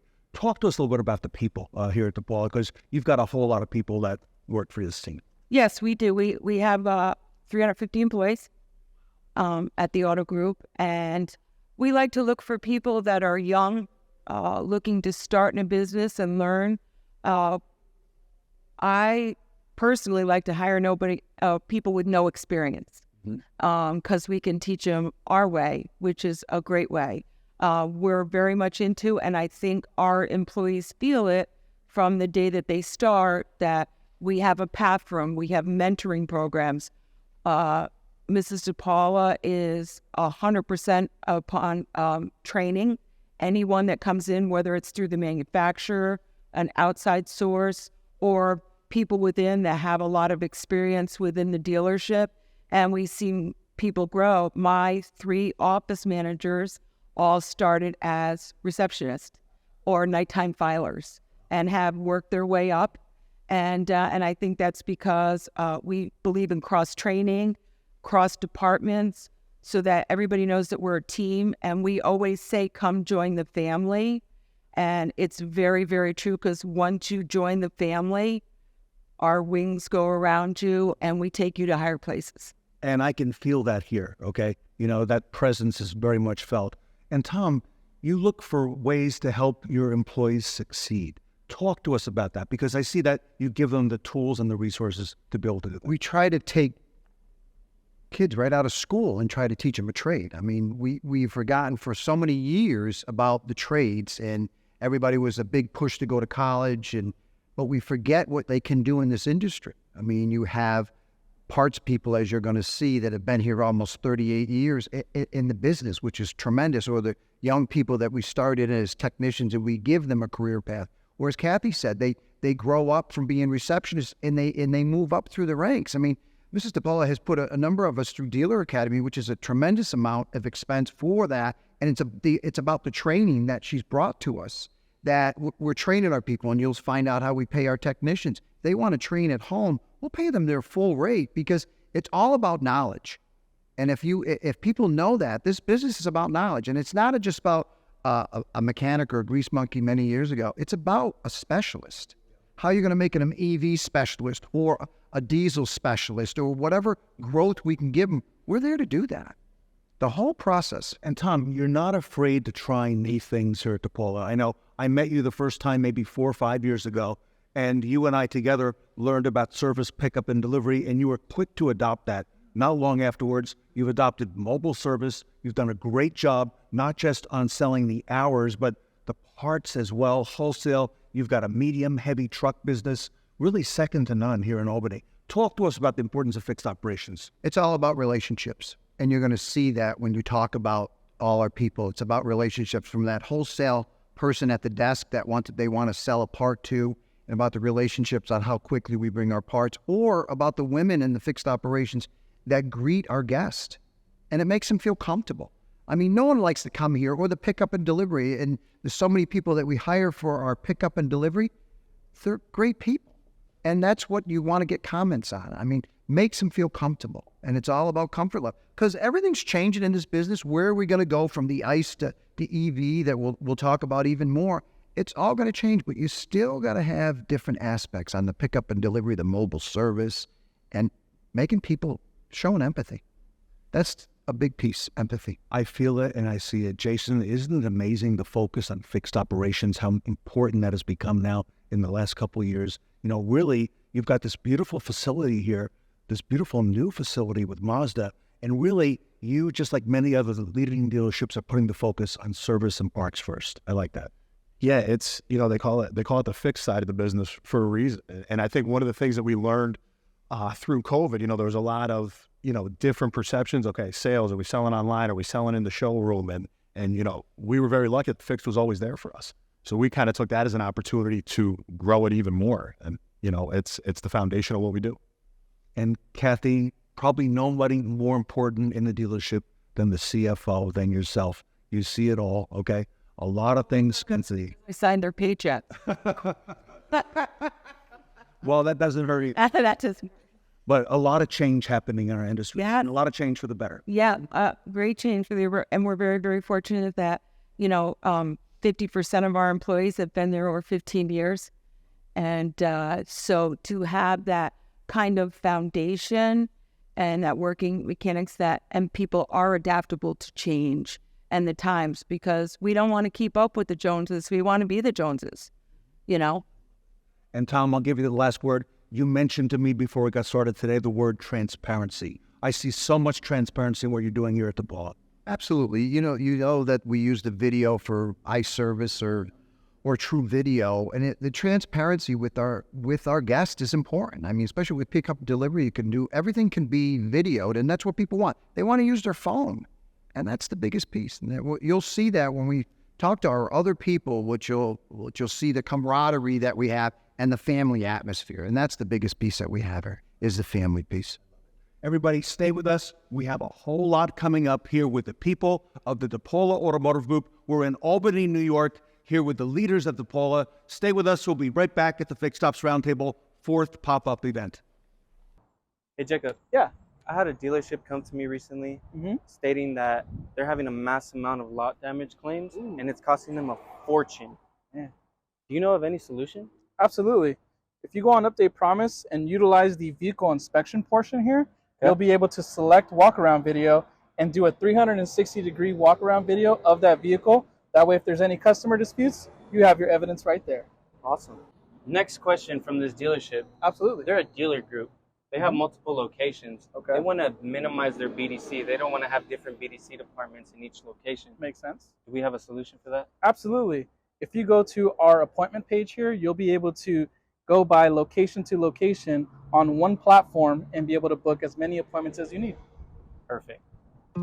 Everybody wants to be part of a bigger story. And to see something like this in such a big industry is a big accomplishment. When I heard about Rapid Recon, I was like, man, that's ahead of its time.